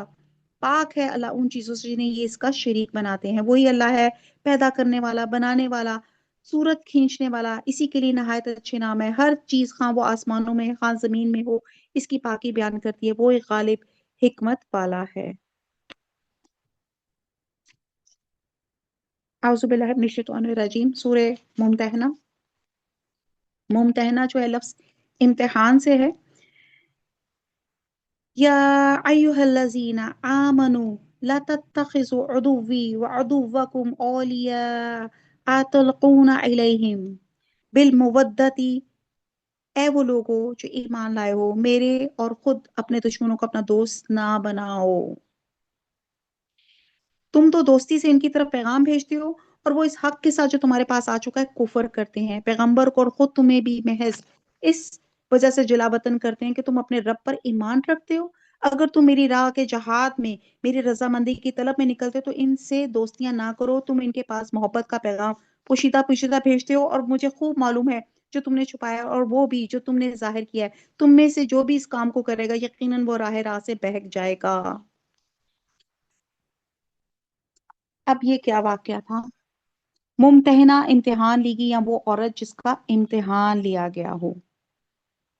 بہرحال یہاں پہ بات کی جا رہی ہے سورہ ممتحنہ کی۔ ممتحنہ میں ایک شخص تھا، حضرت حاتب بن ابی بلتہ، ان کی فیملی جو تھی مکہ میں تھی، تو انہوں نے حضور صلی اللہ علیہ وسلم جو ایک لڑائی کی خفیہ لڑائی کی تیاری جو کر رہے تھے، اس کی رپورٹ جو تھی ایک خط میں ڈال کر، ایک عورت جو مکہ جا رہی تھی اس کو کہا کہ جا کے یہ رپورٹ جا کے مکہ کے سردار کو دے دے، تاکہ میرے بچوں کو حفظ و امان کے ساتھ رکھیں، ان کو اپنی فیملی کی فکر تھی۔ بہرحال اللہ تعالیٰ نے وحی کے ذریعے حضور صلی اللہ علیہ وسلم کو یہ بتا دیا کہ اس طرح یہ معاملہ چل رہا ہے۔ آپ نے اپنے کچھ صحابیوں کو بھیجا، انہوں نے جا کے اس عورت کو پکڑ لیا، اور اس عورت نے پہلے نہیں مانی لیکن بعد میں مان گئی، اور اس کے بالوں سے وہ رکاب برآمد ہوا۔ پھر حضور صلی اللہ علیہ وسلم نے پھر حضرت حاتب سے پوچھا کہ کیا بات ہے، تو انہوں نے سچ سچ بتا دیا کہ بات یہ تھی کہ میرے بال بچے وہاں پہ موجود تھے، میں جو تھا میرا، میں ہوں مسلمان ہی ہوں، بس مجھے یہ تھا کہ میرے بچوں کا اس بہانے وہ خیال رکھیں۔ تو پھر آپ صلی اللہ علیہ وسلم نے ان کی سچائی کی وجہ سے انہیں کچھ نہیں کہا، لیکن اللہ تعالیٰ نے وارننگ کے طور پہ یہ آیات نازل فرمائی تاکہ آئندہ کوئی مومن کسی کافر کے ساتھ اسی طرح کا تعلق مودت قائم نہ رکھے۔ تو اسی طرح آیت کا اگلا حصہ ہے، اگر تم میری راہ کے جہاد میں اور میری رضامندی کے طلب میں نکلتے ہو تو ان سے دوستیاں نہ کرو، تم ان کے پاس محبت کا پیغام پوشیدہ پوشیدہ بھیجتے ہو، اور مجھے معلوم ہے کہ جو تم نے چھپایا اور وہ بھی جو تم نے ظاہر کیا، تم میں سے جو بھی اس کام کو کرے گا یہ وہ یقیناً راہ سے بہک جائے گا۔ اگر وہ تم پر کہیں قابو پا لیں تو وہ تمہارے کھلے دشمن ہو جائیں گے، اور برائی کے ساتھ تم پہ دست درازی اور زبان درازی کرنے لگیں گے، اور دل سے چاہنے لگیں گے کہ تم بھی کفر کرنے لگ جاؤ۔ تمہاری قرابتیں، رشتہ داریاں اور اولاد تمہیں قیامت کے دن کام نہ آئیں گی۔ وہ اللہ تعالیٰ تمہارے درمیان فیصلہ کر دے گا، جو کچھ تم کر رہے ہو اسے اللہ خوب دیکھ رہا ہے۔ مسلمانوں، تمہارے لیے حضرت ابراہیم علیہ السلام میں اور ان کے ساتھیوں میں بہترین نمونہ ہے، جبکہ ان سب نے اپنی قوم سے برملا کہہ دیا، ہم تم سے اور جن جن کی تم اللہ کے سوا عبادت کرتے ہو ان سب سے بالکل بیزار ہیں، ہم تمہارے عقائد کے منکر ہیں، جب تک تم اللہ کے وعدانے پہ ایمان نہ لو ہم میں تم میں ہمیشہ کے لیے بغض اور عداوت ظاہر ہو گئی۔ لیکن ابراہیم کی اتنی بات تو اپنے باپ سے ہوئی تھی کہ میں تمہارے لیے استغفار ضرور کروں گا، اور تمہارے لیے مجھے اللہ کے سامنے کسی چیز کا اختیار کچھ بھی نہیں۔ اے ہمارے پروردگار، تجھی پر ہم نے بھروسہ کیا اور تیری طرف رجوع کرتے ہیں، اور تیری طرف ہی لوٹنا ہے۔ اے ہمارے رب، تو ہمیں کافروں کی آزمائش میں نہ ڈال، آمین۔ اے ہمارے پالنے والے، ہماری خطاؤں کو بخش دے، آمین۔ بے شک تو غالب حکمت والا ہے۔ اللہ سے دعا کرتے ہیں اور یہاں پہ توکل کی بات کی جا رہی ہے کہ کہتے ہیں کہ نبی صلی اللہ علیہ وسلم کی خدمت میں ایک شخص حاضر ہوا، اونٹ کو باہر کھڑا کر کے اندر آ گیا۔ آپ نے پوچھا کہ تو اونٹ کو آپ نے پوچھا اونٹ کہاں ہے، تو اس نے کہا اونٹ اللہ کے سپرد کر رہا ہوں۔ تو آپ نے فرمایا یہ توکل نہیں ہے، پہلے اسے کسی چیز سے باندھ پھر اللہ پہ توکل کر۔ اور اللہ تعالیٰ یہ جو ہم نے دعا پڑھی، ربنا لا تجعلنا فتنة للذین کفروا واغفر لنا ربنا انک انت العزیز الحکیم، اللہ تعالیٰ ہمارے پاکستان پہ، اللہ تعالیٰ اس پاکستان کی حفاظت فرما، امت مسلمہ کی حفاظت فرما، آمین ثم آمین۔ یا آیت نمبر رب 6، العالمین۔ یقیناً تمہارے لیے ان میں اچھا نمونہ ہے، عمدہ پیروی ہے، خاص کر ہر اس شخص کے لیے جو اللہ کی اور قیامت کے دن کی ملاقات کی امید رکھتا ہے۔ اگر کوئی روح گردانی کرے تو اللہ تعالیٰ بالکل بے نیاز ہے اور سزاور اور حمد و ثنا ہے۔ کیا عجب کہ عنقریب اللہ تعالیٰ تم میں اور تمہارے دشمنوں میں محبت پیدا کر دے۔ اللہ کو سب قدرتیں ہیں، اللہ بڑا غفور و رحیم ہے۔ جن لوگوں نے تم سے دین کے بارے میں لڑائی نہیں لڑی اور وہ تمہیں جلا وطن نہیں کیا، ان کے ساتھ سلوک و احسان کرنے اور منصفانہ بھلے برتاؤ کرنے سے اللہ تعالیٰ تمہیں نہیں روکتا، بلکہ اللہ تعالیٰ تو انصاف کرنے والوں کو دوست رکھتا ہے۔ اللہ تعالیٰ تمہیں صرف ان لوگوں سے محبت سے روکتا ہے جنہیں تم سے لڑائیاں لڑیں، تمہیں دیش سے نکال دیا اور دیش نکال دینے والوں کی مدد کی۔ جو لوگ ایسے کفار سے محبت کرے وہ قطعاً ظالم ہے۔ اے ایمان والو، جب تمہارے پاس مومن عورتیں ہجرت کر کے آئیں تو تم ان کا امتحان لے لو۔ ممتحنہ یہاں پہ لفظ آ رہا ہے مہاجراتی فم تحینوہن، کہ ان کا امتحان لے لیا کرو۔ جی اب ہوا یہ تھا کہ معاہدہ حدیبیہ میں ایک شرط یہ تھی کہ مکہ سے کوئی مسلمان کے پاس جائے گا تو اس کو واپس کرنا پڑے گا، لیکن اس میں مرد اور عورت کی صراحت نہیں تھی۔ تو اس آیت میں مسلمانوں کے اس نقطے پہ رہنمائی فرمائے گی اور حکم دیا گیا کہ امتحان لینے کا مطلب اس امر کی تحقیق کرو کہ ہجرت کر کے آنے والی عورت جو ایمان کا اظہار کر رہی ہے اپنے کافر خامن سے ناراض ہو گئی یا کسی مسلمان کے عشق میں یا کسی اور غرض سے تو نہیں آئی، یا صرف یہاں پناہ لینے کی خاطر ایمان کا دعویٰ تو نہیں کر رہی۔ تو اپنی تحقیق کے نتیجے پہ جو پہنچو، اور اب کوئی مومن کسی کافر کے لیے حلال نہیں ہے، اور ابتدائی اسلام میں یہ جائز تھا۔ چنانچہ نبی صلی اللہ علیہ وسلم کی صاحبزادی حضرت زینب کا نکاح ابو العاص بن ربی کے ساتھ تھا جبکہ وہ مسلمان نہیں تھے، لیکن اس آیت نے آئندہ کے لیے ایسا کرنے سے منع کیا، اس لیے فرمایا گیا کہ وہ ایک دوسرے کے حلال نہیں، اس لیے انہیں کافروں کے پاس مت لوٹاؤ۔ ہاں اگر شوہر بھی مسلمان ہو تو پھر ان کا نکاح برقرار ہے، چاہے خاوند عورت کے بعد ہجرت کر کے آئے۔ تو بہرحال یعنی کہ مومن مرد کے لیے جائز نہیں کہ وہ کافر عورت سے نکاح کرے۔ دراصل ان کے ایمان کا بخوبی جلانے والا تو اللہ ہی ہے، بس اگر وہ تمہیں ایماندار معلوم ہو تو اب تم انہیں کافروں کی طرف واپس نہ کرو، یہ ان کے لیے حلال نہیں اور نہ وہ ان کے لیے حلال ہے، اور وہ جو خرچ ان کافروں کا ہوا ہے وہ انہیں ادا کر دو، ان کے مہر۔ ان عورتوں کا ان کے مہر دے کر ان سے نکاح کر لینے میں تم پر کوئی گناہ نہیں، اور کافر عورتوں کی ناموس اپنے قبضے میں نہ رکھو۔ جو کچھ تم نے خرچ کیا ہے مانگ لو، جو کچھ ان کافروں نے خرچ کیا ہے وہ بھی مانگ لے، یہ اللہ کا فیصلہ ہے جو تمہارے درمیان کر رہا ہے، اللہ تعالیٰ بڑے علم اور حکمت والا ہے۔ اگر تمہاری کوئی بیوی تمہارے ہاتھ سے نکل جائے اور کافروں کے پاس چلی جائے، پھر تمہیں اس کے بدلے کا وقت مل جائے، تو جن کی بیویاں چلی گئی ہیں انہیں ان کے اخراجات کے برابر ادا کر دو، اور اس اللہ تعالیٰ سے ڈرتے رہو جس پر تم ایمان رکھتے ہو۔ اے پیغمبر، جب مسلمان عورتیں آپ سے ان باتوں پر بیعت کرنے آئے کہ وہ اللہ کے ساتھ کسی کو شریک نہ کریں گی، چوری نہ کریں گی، زنا کاری نہ کریں گی، اپنی اولاد کو نہ مار ڈالیں گی، اور کوئی ایسا بہتان نہ باندھے گی وہ جو خود اپنے ہاتھوں پیروں کے سامنے گھڑ لے، اور کسی نیک کام میں تیری بے حکمی نہ کریں گی، تو آپ ان سے بیعت کر لیا کریں اور ان کے لیے اللہ سے مغفرت طلب کریں، بے شک اللہ تعالیٰ بخشنے والا معاف کرنے والا ہے۔ اے مسلمانوں، تم اس قوم سے دوستی نہ رکھو جن پہ اللہ کا غضب نازل ہو چکا، جو آخرت سے اس طرح مایوس ہو چکے جیسے مردہ اہل قبر سے کافر نا امید ہے۔ بہرحال یہاں پہ بتایا جا رہا ہے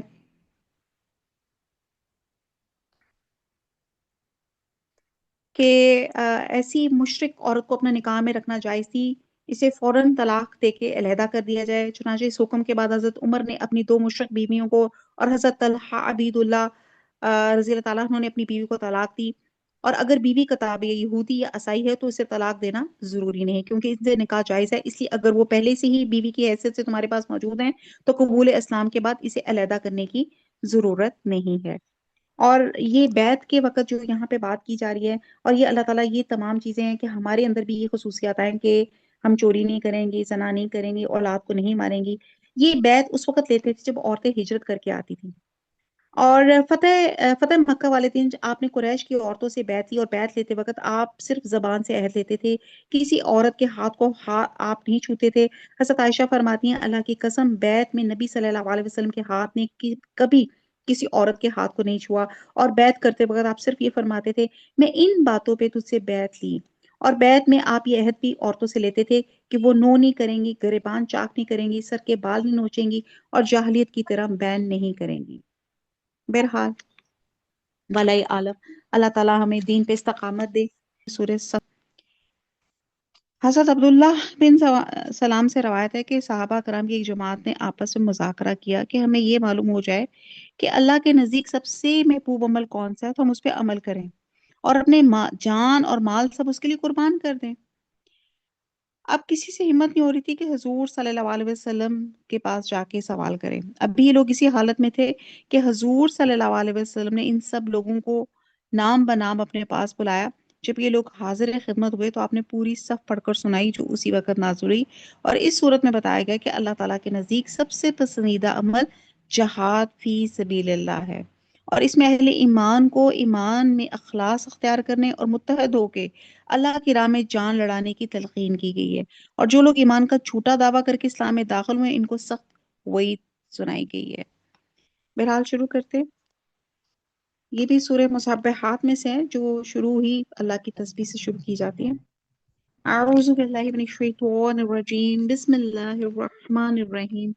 سبح للہ ما فی السماوات وما فی الارض وهو العزیز الحکیم۔ زمین اور آسمان کی ہر چیز اللہ تعالیٰ کی باقی بیان کرتی ہے، اور وہی غالب حکمت والا ہے۔ اے ایمان والو، تم وہ بات کیوں کہتے ہو جو کرتے نہیں؟ تم جو کرتے نہیں اس کا کہنا اللہ تعالیٰ کو سخت ناپسند ہے۔ بے شک اللہ تعالیٰ ان لوگوں کو دوست رکھتا ہے جو اس کی راہ میں صف بستا ہے۔ یہاں ہے نا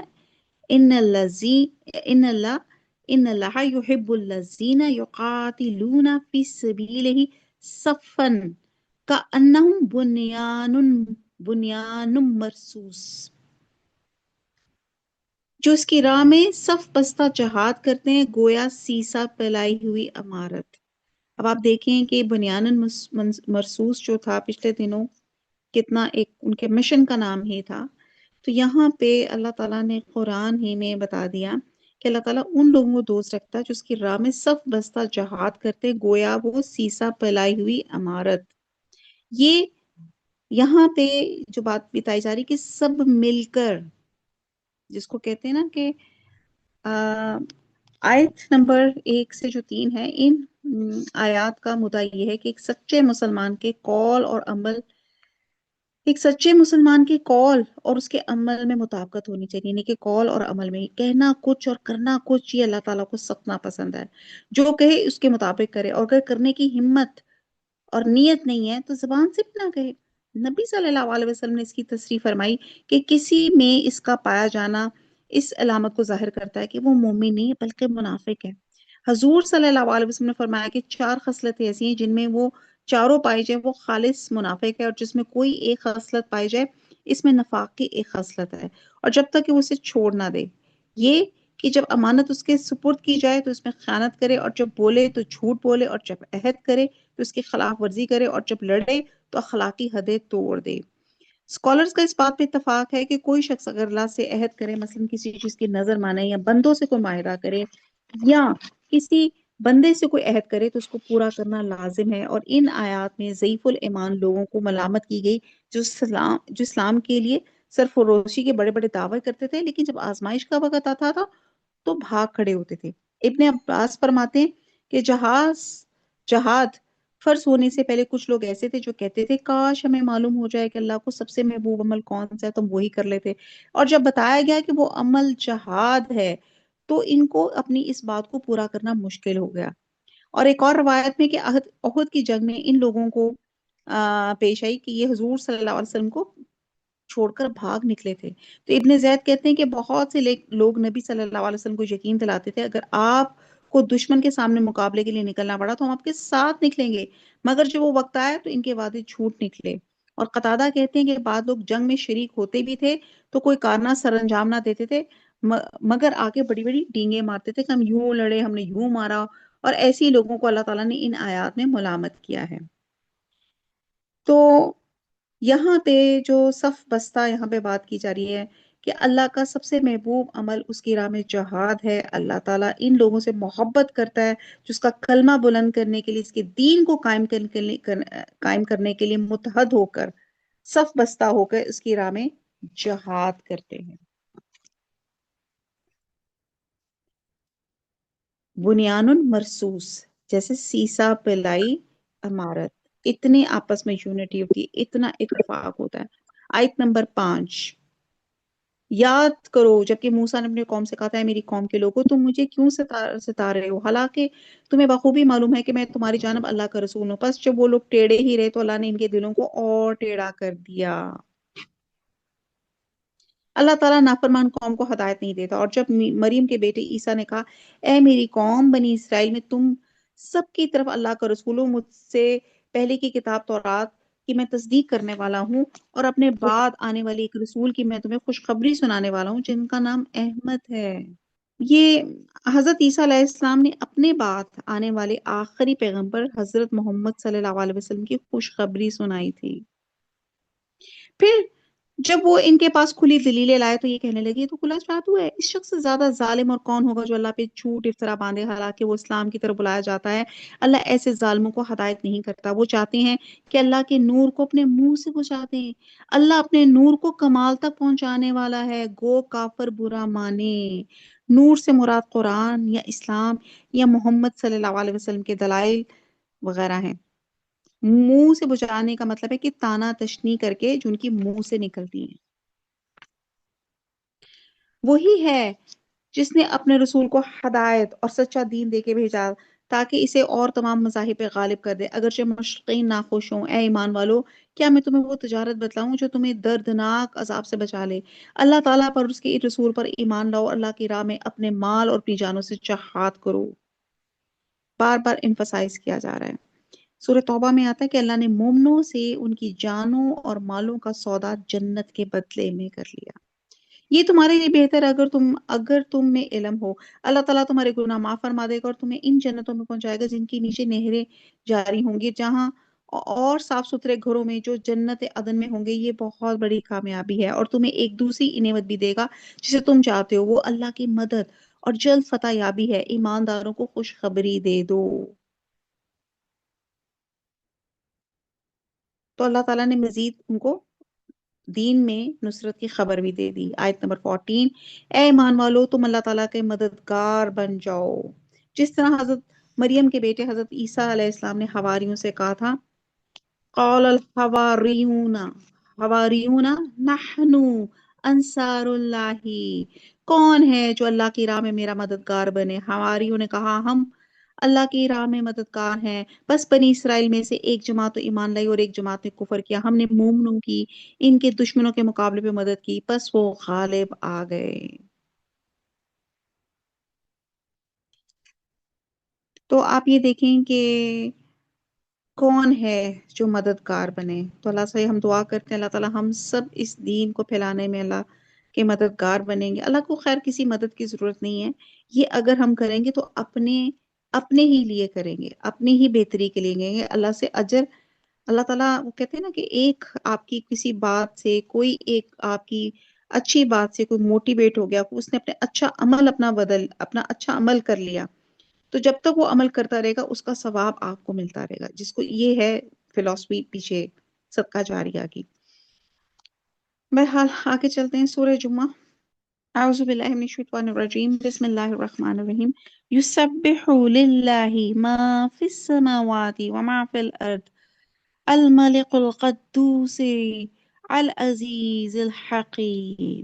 ساری چیزیں جو آسمان اور زمین میں ہیں اللہ تعالیٰ کی پاکی بیان کرتی ہیں، جو بادشاہ نہایت پاک ہے، غالب و باحکمت ہے، اور وہی ہے جس نے ناخواندہ لوگوں میں انہی میں ایک رسول بھیجا جو انہیں اس کی آیتیں پڑھ کر سناتا ہے اور ان کو پاک کرتا ہے۔ انہوں نے خطاب و حکمت سکھاتا ہے، یقیناً یہ اس سے پہلے کھلی گمراہی میں تھے۔ اب جو سورہ جمعہ ہے، سورہ جمعہ جو تھے نبی صلی اللہ علیہ وسلم جمعے کی نماز میں سورہ جمعہ اور سورہ منافقون جو تھے وہ پڑھا کرتے تھے۔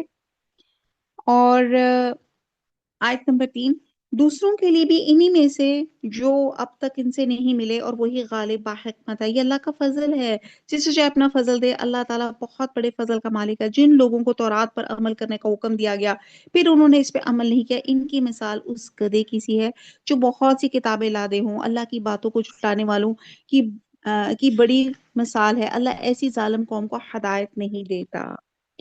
آپ کہتے ہیں نا، جس طرح گدھے کو معلوم نہیں ہوتا اس کے اوپر جو کتابیں لدی ہیں، اس پہ خیال لکھا ہے، یا اس پر کتابیں لدی ہیں، یا کوڑا کرکٹ ہے، تو اسی طرح یہ یہودی ہیں، تو رات کو اٹھائے پھرتے ہیں، اس کو پڑھنے اور یاد کرنے کے وعدے بھی کرتے ہیں، لیکن سمجھتے نہیں ہیں، عمل نہیں کرتے۔ تو اس لیے حقیقت میں گدھے سے بھی بدتر ہیں، کیونکہ گدھا تو پیدائشی طور پہ فہم اور شعور سے عاری ہوتا ہے، جبکہ ان کے اندر فہم اور شعور ہے۔ اور اس سورہ اعراف میں بتایا جا رہا ہے کہ یہ چوپایوں کی طرح ہیں، بلکہ ان سے بھی زیادہ گمراہ۔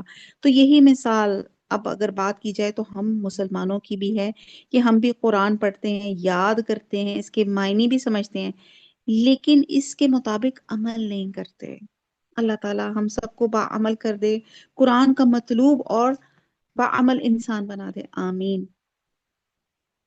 آیت نمبر 6 کہہ دیجیے، اے یہودیو، اگر تمہارا دعویٰ ہے کہ تم اللہ کے دوست ہو، اور تمہارے دوست ہو اور دوسرے لوگوں کے سوا، تو تم موت کی تمنا کرو اگر تم سچے ہو۔ اب یہ حافظ ابن کثیر نے اس کی تفسیر دعوت مباہلہ سے کی ہے، یعنی کہ اس میں ان سے کہا گیا تھا اگر تم نبوت محمدیہ کے انکار اور اپنے جو دعوے میں سچے ہو، تم مسلمانوں کے ساتھ مباہلہ کر لو، یعنی کہ مسلمان اور یہودی دونوں مل کر بارگاہ الہی میں دعا کریں گے، یا اللہ ہم دونوں میں سے جو جھوٹا ہے اسے موت سے ہمکنار کر دے۔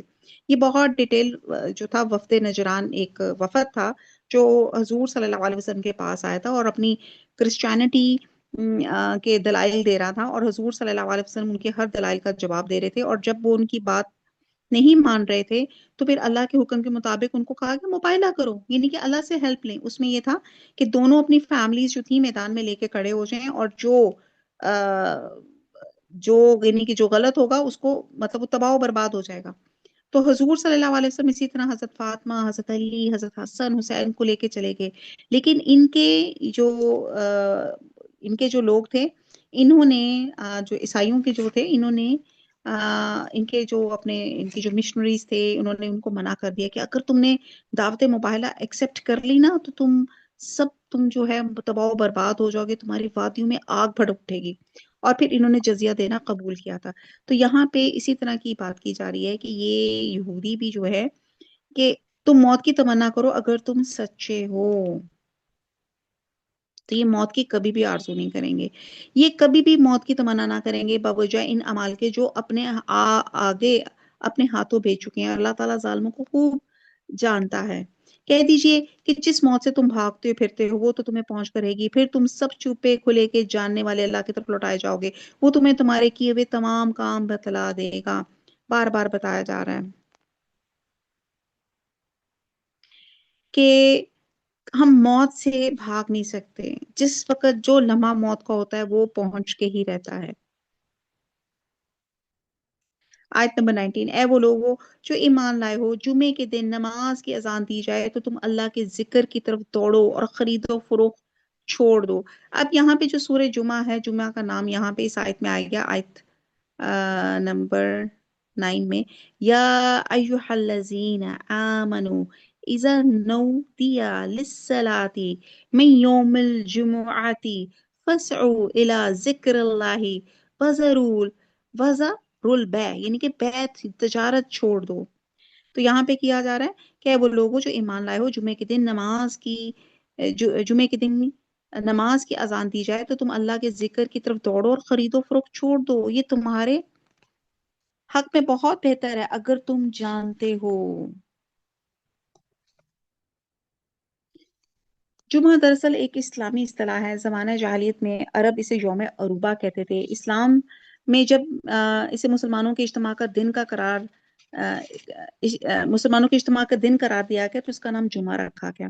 अहादीस से साबित होता है कि अल्लाह ताला ने 6 दिन में ज़मीन और आसमान और तमाम कायनात की तख्लीक की तकमील फरमाई और 6 दिन में आखिरी दिन जुमा है और जुमे के दिन हज़रत आदम अलैहिस्सलाम पैदा किए। इसी दिन इनको जन्नत में दाखिल किया गया, इसी दिन में इनको ज़मीन की तरफ उतारा गया और इसी दिन की एक ऐसी घड़ी है इसमें इंसान जो दुआ भी मांगे कबूल होती है।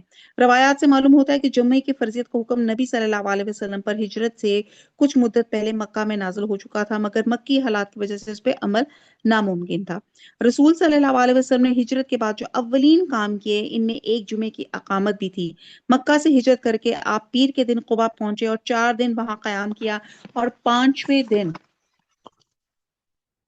जुमे को वहां से मदीने की तरफ रवाना हुए और रास्ते में बनी सालिम बिन औफ के मुकाम पे थे कि जुमे का वक़्त आ गया। इस जगह आपने पहला जुमा अदा किया।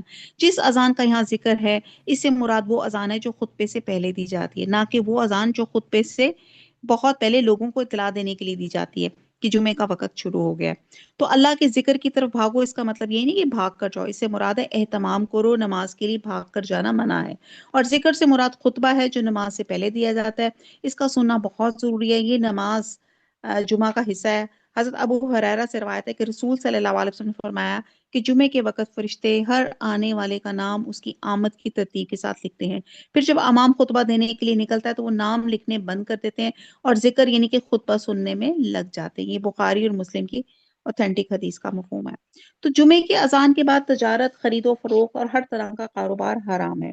इसी तरह आयत नंबर 11 में आगे आएगा कि रवायात से मालूम होता है कि मदीना में शाम से एक तजारती काफिला जुम्मे के वक़्त आया और उसने ढोल ताशे बजाने शुरू कर दिए ताकि बस्ती के लोगों को इसकी आमद की खबर हो जाए। नबी सल्लल्लाहु अलैहि वसल्लम इस वक्त खुतबा इरशाद फरमा रहे थे। ढोल ताशों की आवाजें सुन के लोग बेचैन हो गए।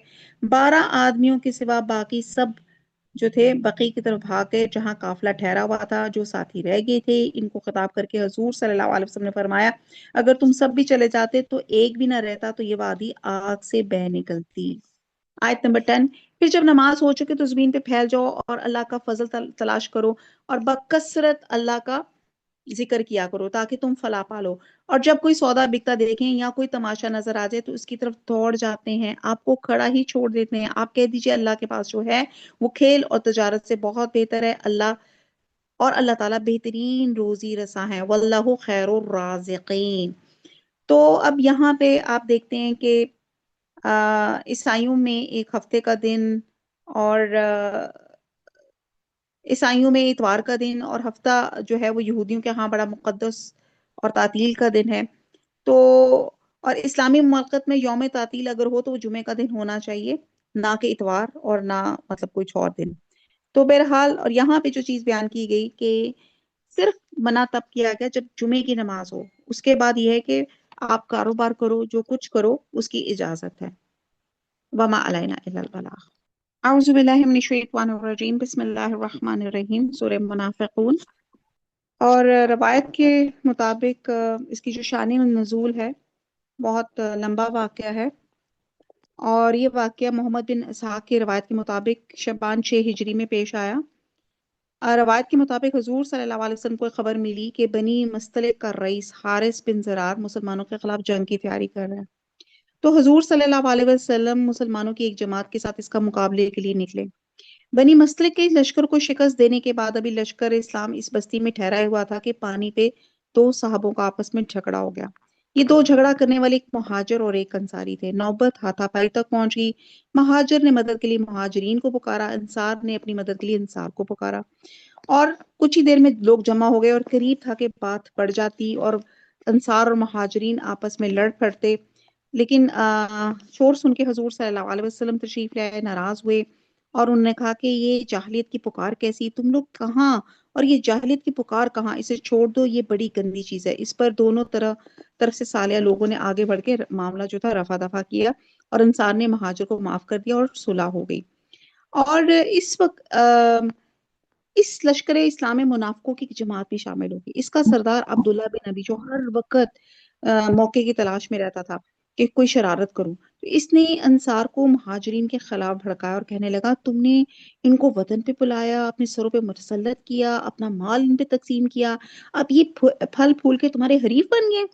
अगर अब भी تم نے اپنے انجام کو نہ سمجھا تو یہ آگے تمہارا جینا مشکل کر دیں گے، اس لیے ان پر آئندہ مال خرچنا بند کر دو، یہ خود ہی یہاں سے بھاگ جائیں گے۔ اور کہا کہ خدا کی قسم مدینہ پہنچ کے ہم میں سے جو ذلت عزت والا ہے وہ ذلیل کو نکال دے گا۔ اس مجلس میں حضرت زید بن ارقم بھی تھے، ابھی کم عمر لڑکے تھے، انہوں نے یہ باتیں سنی، اس کا ذکر اپنے چچا سے کر دیا، اور ان کے چچا جو انصار کے رئیسوں میں تھے حضور صلی اللہ علیہ وسلم کی خدمت میں ہو کے ان کو واقعہ بیان کر دیا۔ حضور صلی اللہ علیہ وسلم نے حضرت زید کو بلایا، ان سے پوچھا، انہوں نے جو کچھ سنا تھا منوان دہرا دیا۔ حضور صلی اللہ علیہ وسلم نے فرمایا شاید ابن ابی سے ناراض ہو، ممکن ہے تم نے سننے میں غلطی ہو، ممکن ہے تمہیں شبہ ہو گیا ہو، یعنی کہ حضور صلی اللہ علیہ وسلم نے ہر طرح سے کوشش کی، پوچھنے کی کوشش کی کہ غلط فہمی تو نہیں ہوگی، مگر زید نے عرض کیا کہ نہیں حضور، خدا کی قسم میں نے اس کو یہ باتیں کہتے سنا ہے۔ اس پر حضور صلی اللہ علیہ وسلم نے ابن ابی کو بلایا تو وہ صاف مکر گیا اور قسمیں کھانے لگ گیا کہ میں نے یہ باتیں ہرگز نہیں کی۔ بہرحال مگر حضور صلی اللہ علیہ وسلم زید کو بھی جانتے تھے اور عبداللہ بن ابی کو بھی جانتے تھے۔ حضرت عمر کو جب اس بات کا علم ہوا تو انہوں نے کہا مجھے اجازت دے میں اس منافق کی گردن اڑا دوں، لیکن آپ نے یہ اجازت دینا مناسب نہیں فرمایا اور خود انصار ہی سے کسی کوئی حکم، مطلب آپ نے اجازت نہیں دی کہ ایسا نہ ہو کہ لوگ کہیں کہ محمد صلی اللہ علیہ وسلم اپنے ساتھیوں کو قتل کرا رہا ہے۔ پھر حضور صلی اللہ علیہ وسلم نے فوراً کوچ کا حکم دیا، حالانکہ حضور صلی اللہ علیہ وسلم کے معمول کے لحاظ سے وہ کوچ کا وقت نہ تھا اور مسلسل 30 گھنٹے لوگ چلتے رہے، یہاں تک کہ وہ تھک کے چور ہو گئے۔ پھر آپ نے ایک جگہ پڑاؤ کیا اور تھکے ہوئے لوگ زمین پہ کمر ٹکاتے ہی سو گئے، اور یہ آپ نے اس لیے کیا تاکہ واقعے کے اثرات لوگوں کے ذہنوں سے محو ہو جائیں۔ تو یہ ایک ہمیں بھی اسٹریٹجی بتائیے کہ جب ہم بہت زیادہ کیوس پھیل جائے، کچھ چیز ہو جائے، تو اپنے آپ کو کسی جگہ مصروف کر لیں، تو پھر یہ چیز جو غلط اثر ہوتا ہے نا وہ آپ کے ذہن سے محو ہو جاتا ہے۔ لوگوں نے ابن ابی سے کہا کہ جا کے رسول صلی اللہ علیہ وسلم سے معافی مانگو، تو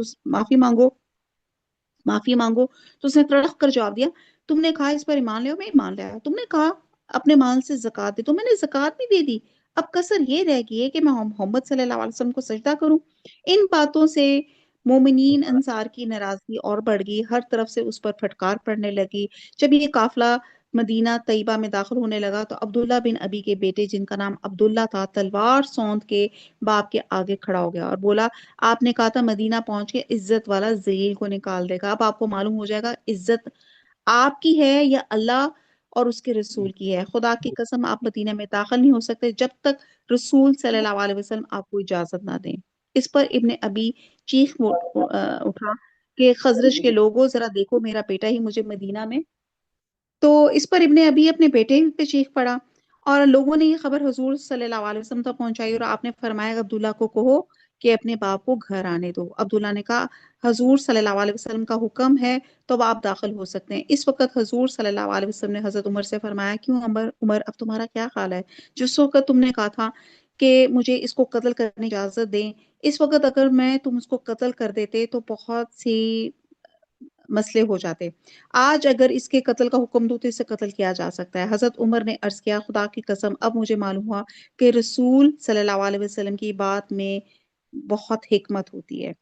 تو بہرحال ان حالات میں یہ صورت نازل ہوئی۔ اس کے پہلے رکوع میں منافقین کے کردار پہ بحث کی گئی، دوسرے رکوع میں مسلمانوں کو منافقین کے کردار کے پیش نظر ان کو کہا گیا احتیاط برتیں، اور تیسرا ان کو مال اور اولاد کے فتنے سے بچنے، اور چوتھا انفاق فی سبیل اللہ کی ہدایت دی گئی۔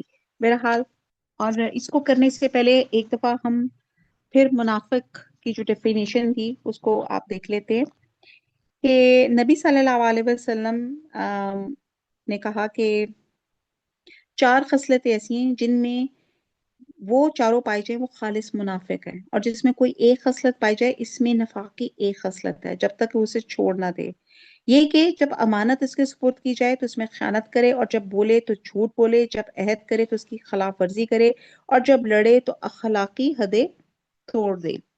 اعوذ باللہ من الشیطان الرجیم، بسم اللہ الرحمن الرحیم۔ اذا جاءك المنافقون، تیرے پاس جب منافق آتے ہیں تو کہتے ہیں ہم اس بات کے گواہ ہیں کہ بے شک آپ اللہ کے رسول ہیں، اور اللہ جانتا ہے یقیناً آپ اس کے رسول ہیں، اور اللہ گواہی دیتا ہے کہ منافق قطعاً جھوٹ ہیں، انہوں نے اپنی قسموں کو ڈھال بنا رکھا ہے، بس اللہ کی راہ سے رک گئے ہیں، بے شک برا ہے وہ کام جو یہ کر رہے ہیں، یہ اس سبب سے کہ یہ ایمان لا کے کافر ہو گئے، بس ان کے دلوں پہ مہر کر دی گئی، اب یہ نہیں سمجھتے۔ جب آپ انہیں دیکھ لیں گے ان کے جسم آپ کو خوشنما معلوم ہوں گے، اور یہ جب باتیں کرنے لگیں گے تو آپ ان کی باتوں پہ اپنا کان لگائیں، گویا کہ یہ لکڑیاں ہیں دیوار کے سہارے میں لگائی ہوئی، اور ہر سخت آواز کو اپنے خلاف سمجھتے ہیں، یہی حقیقی دشمن ہے۔ ان سے بچو، اللہ انہیں غارت کرے کہاں سے پھرے جاتے ہیں۔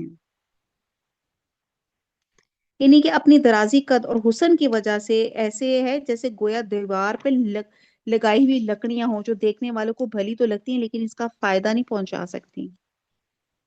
یا یہ بھی مطلب ہے کہ رسول صلی اللہ علیہ وسلم کی مجلس میں اس طرح بیٹھتے تھے جیسے دیوار کے ساتھ لگی ہوئی لکڑیاں، جو کسی بات کو سمجھتی ہوں نہ جانتی ہوں۔ آیت نمبر 5، اور جب ان سے کہا جاتا ہے آؤ تمہارے لیے اللہ کے رسول استغفار کریں، تو اپنا سر مٹکاتے ہیں، اور آپ دیکھیں وہ تکبر کرتے ہوئے رک جاتے ہیں۔ ان کے حق میں آپ استغفار کرنا اور نہ کرنا دونوں برابر ہیں، اللہ تعالیٰ انہیں ہرگز نہ بخشے گا، بے شک اللہ تعالیٰ ایسے نافرمان لوگوں کو ہدایت نہیں دیتا۔ یہی وہ ہیں جو کہتے ہیں کہ جو لوگ رسول اللہ کے پاس ہے ان پر کچھ خرچ نہ کرو یہاں تک وہ ادھر ادھر ہو جائیں، اور آسمان اور زمین کے کل خزانے اللہ تعالیٰ کی ملکیت ہے۔ لیکن یہ منافق بے سمجھ ہیں، یہ کہتے ہیں اگر ہم اب لوٹ کر دینے جائیں گے تو عزت والا وہاں سے ذلت والے کو نکال دے گا۔ سنو، عزت تو صرف اللہ تعالیٰ کے لیے، اس کے رسول کے لیے اور ایمانداروں کے لیے، لیکن یہ منافق جانتے نہیں۔ آیت نمبر 9، اے مسلمانوں، یہاں پہ وہ واقعہ پیش آیا تھا، اے مسلمانوں تمہارے مال اور تمہاری اولاد تمہیں اللہ کے ذکر سے غافل نہ کر دے، جو ایسا کرے وہ بڑے ہی ضیاءکار لوگ ہیں۔ مال اور اولاد، یہ مال ہی اولاد ہیں جو انسان کو حق سے، حلال سے حرام کی طرف موو کروا دیتے ہیں۔ آیت نمبر 10، اور جو کچھ ہم نے تمہیں دے رکھا ہے اس میں سے ہماری راہ میں اس سے پہلے خرچ کرو کہ تم میں سے کسی کو موت آ جائے، تو کہنے لگے اے میرے پروردگار، مجھے تو تھوڑی دیر کی مہلت کیوں نہیں دیتا کہ میں صدقہ کروں، نیک لوگوں میں سے ہو جاؤں۔ اس سے معلوم ہوتا ہے کہ زکوٰۃ کی ادائیگی اور انفاق فی سبیل اللہ میں جو ہے قطعاً تاخیر نہیں کرنی چاہیے، کیونکہ موت کا کسی کو نہیں پتا ہوتا۔ تو موت سے پہلے ہی آپ اپنا جو ہے اپنا صدقہ جاریہ کے لیے اپنے کام جو آپ چیریٹی ورک کر رہا ہے وہ کر ہی دیں، موت کے بعد تو آپ کا ویسی مال جو ہے وہ وارثوں کا ہو جائے گا۔ آیت نمبر 11، جس سے پتہ چلتا ہے کہ صدقے کی کتنی امپورٹنٹ ہے۔ 11، اور جب کسی کا وقت مقرر آ جاتا ہے تو پھر سے اللہ تعالیٰ ہرگز مہلت نہیں دیتا، اور جو کچھ تم کرتے ہو اس سے اللہ تعالیٰ بخوبی باخبر ہے۔ حضرت عائشہ فرماتی ہیں جب نبی صلی اللہ علیہ وسلم ہمارے ساتھ خوشگوار طریقے سے باتیں کر رہے ہوتے تھے، لیکن جیسے اذان کی آواز آتی تھی تو ایسے ہو جاتے تھے جیسے اجنبی، فوراً نماز کے لیے نکل جاتے تھے، کوئی چیز انہیں اللہ کے ذکر سے غافل نہیں کرتی تھی۔ اللہ تعالیٰ ہم سب کو بھی، اللہ تعالیٰ ہماری زبان جو اللہ تعالیٰ نے عطا فرمائی، اللہ تعالیٰ وہ بھی کبھی بھی اللہ کے ذکر سے غافل نہ ہو۔ سورہ تغابن آ جاتا ہے، تغابن، تغابن جو لفظ غبن سے نکلا ہے، تو اس صورت کے پہلے رکوع میں انسان کو مخاطب کر کے 4 بنیادی حقیقتیں بیان کی گئی ہیں۔ نمبر 1 یہ کہ یہ کائنات جس میں ہم رہتے ہیں اس کا پیدا کرنے والا خالق اللہ سبحانہ تعالیٰ ہے۔ دوسرا، یہ کائنات بے مقصد و بے حکمت پیدا نہیں کی گئی۔ اور تیسرا، اللہ تعالیٰ نے انسان کو بہترین صورت میں بتا کے اس کو دونوں راستے بتا دیے اور اختیار دے دیا کہ کفر اختیار کرو یا ایمان اختیار کرو۔ اور چوتھا یہ کہ ہم جو بھی راہ اختیار کریں گے اللہ کے سامنے ہم جواب دیں گے۔ اعوذ باللہ من الشیطان الرجیم، بسم اللہ الرحمن الرحیم۔ یسبح للہ ما فی السماوات وما فی الارض لہ الملک ولہ الحمد وہو علی کل شیء قدیر۔ تمام چیزیں جو آسمان اور زمین میں ہیں اللہ کی پاکی بیان کرتی ہیں، اسی کی سلطنت ہے، اسی کی تعریف ہے، اور وہ ہر چیز پہ قادر ہے۔ اسی نے تمہیں پیدا کیا، سو تم میں سے بعض تو کافر ہیں اور بعض ایماندار ہیں۔ جو کچھ تم کر رہے ہو اللہ تعالیٰ خوب دیکھ رہا ہے۔ اس نے آسمانوں کو اور زمین کو عدل و حکمت سے پیدا کیا ہے، اس نے تمہاری صورتیں بنائی اور بہت اچھی بنائی، اور اسی کی طرف لوٹنا ہے۔ وہ آسمان اور زمین کی ہر چیز کا علم رکھتا ہے، اور جو کچھ تم چھپاؤ اور تم ظاہر کرو وہ سب کو جانتا ہے۔ اللہ تو دلوں کی باتوں تک کو جانتا ہے۔ یعنی انسان کے لیے خیر اور شر، نیکی بدی اور کفر ایمان کے راستوں کی وضاحت کے بعد اللہ تعالیٰ نے انسان کو ارادے اور اختیار کی جو آزادی دی ہے، اس کی روح سے کسی نے کفر کیا، کسی نے ایمان کا راستہ اپنایا، اس نے کسی پہ جبر نہیں کیا۔ اگر وہ جبر کرتا تو کوئی شخص بھی کفر اور معصیت کا راستہ اختیار کرنے پہ قادر نہ ہوتا، لیکن اس طرح انسان کی آزمائش ممکن نہیں تھی۔ اور جب تک اللہ تعالیٰ کی مشیت ہے انسان کو آزمانا ہے، اور اللہ تعالیٰ اس نے اختیار دیا اس کو اس کے کسب اور عمل پہ کہ وہ کیا کمانا چاہتا ہے، وہ کیا عمل کرنا چاہتا ہے، اس پہ اس کی اپنی مرضی، اس کی اختیار اس پہ شامل ہے۔ کیا تمہارے پاس آیت نمبر 5 اس سے پہلے کے کافروں کی خبر نہیں پہنچی جنہوں نے اپنے اعمال کو وبال چکھ لیا، جن کے لیے دردناک عذاب ہے؟ یہ اس لیے کہ ان کے پاس ان کے رسول واضح دلائل لے کر آئے تو انہوں نے کہہ دیا کہ کیا انسان ہماری رہنمائی کریں گے؟ بس انکار کر دیا اور منہ پھیر لیا، اللہ نے بھی بے نیازی کی۔ اللہ تو ہے ہی بہت بے نیاز، بہت خوبیوں والا۔ ان کافروں نے خیال کیا کہ دوبارہ زندہ نہ کیے جائیں گے۔ آپ کہہ دیجئے کیوں نہیں، اللہ کی قسم تم ضرور دوبارہ اٹھائے جاؤ گے، پھر جو تم نے کیا ہے اس کی خبر دیے جاؤ گے۔ اللہ پر یہ بالکل ہی آسان ہے۔ قرآن مجید میں 3 مقامات میں اللہ تعالیٰ نے اپنے رسول کو یہ حکم دیا کہ وہ اپنے رب کی قسم کھا کر یہ اعلان کریں کہ اللہ تعالیٰ ضرور زندہ فرمائے گا۔ اس میں ایک مقام یہ ہے، اور ایک سورہ یونس کی آیت نمبر 53 تھا، اور ایک سورہ صبا کی آیت نمبر 3 میں تاکید کرنے کے لیے اللہ تعالیٰ، یعنی کہ یہ جو کہتے تھے نا ہڈیاں ہو جائیں گے، گل جائیں گے، دوبارہ کیسے اٹھائے جائیں گے، تو یہاں دیکھیں اللہ نے اپنی قسم کھا لی۔ آیت نمبر 8، سو تم اللہ پر، اس کے رسول پر، اس کے نور پر جسے ہم نے نازل فرمایا ہے ایمان لاؤ، اور اللہ تعالیٰ تمہارے ہر عمل پر باخبر ہے۔ جس دن یوم یجمعکم لیوم الجمع ذالک یوم التغابن، یہاں پہ جو سورہ تغابن میں لفظ ہے یہ اس آیت میں آیا، آیت نمبر 9 میں، کہ جس دن تم سب کو اس جمع ہونے کے دن جمع کرے گا، یہی دن ہے ہار جیت کا۔ اور جو شخص اللہ پر ایمان لا کر نیک عمل کرے گا، اللہ اس سے اس کی برائیاں دور کر دے گا، اسے جنتوں میں داخل کرے گا جن کے نیچے نہریں بہ رہی ہوں گی، جن میں وہ ہمیشہ ہمیشہ رہیں گے۔ یہی بہت بڑی کامیابی ہے، ہار جیت کا دن، یوم الجمعہ، یعنی کہ اس دن اول اور آخر سب ایک میدان میں جمع ہو جائیں گے۔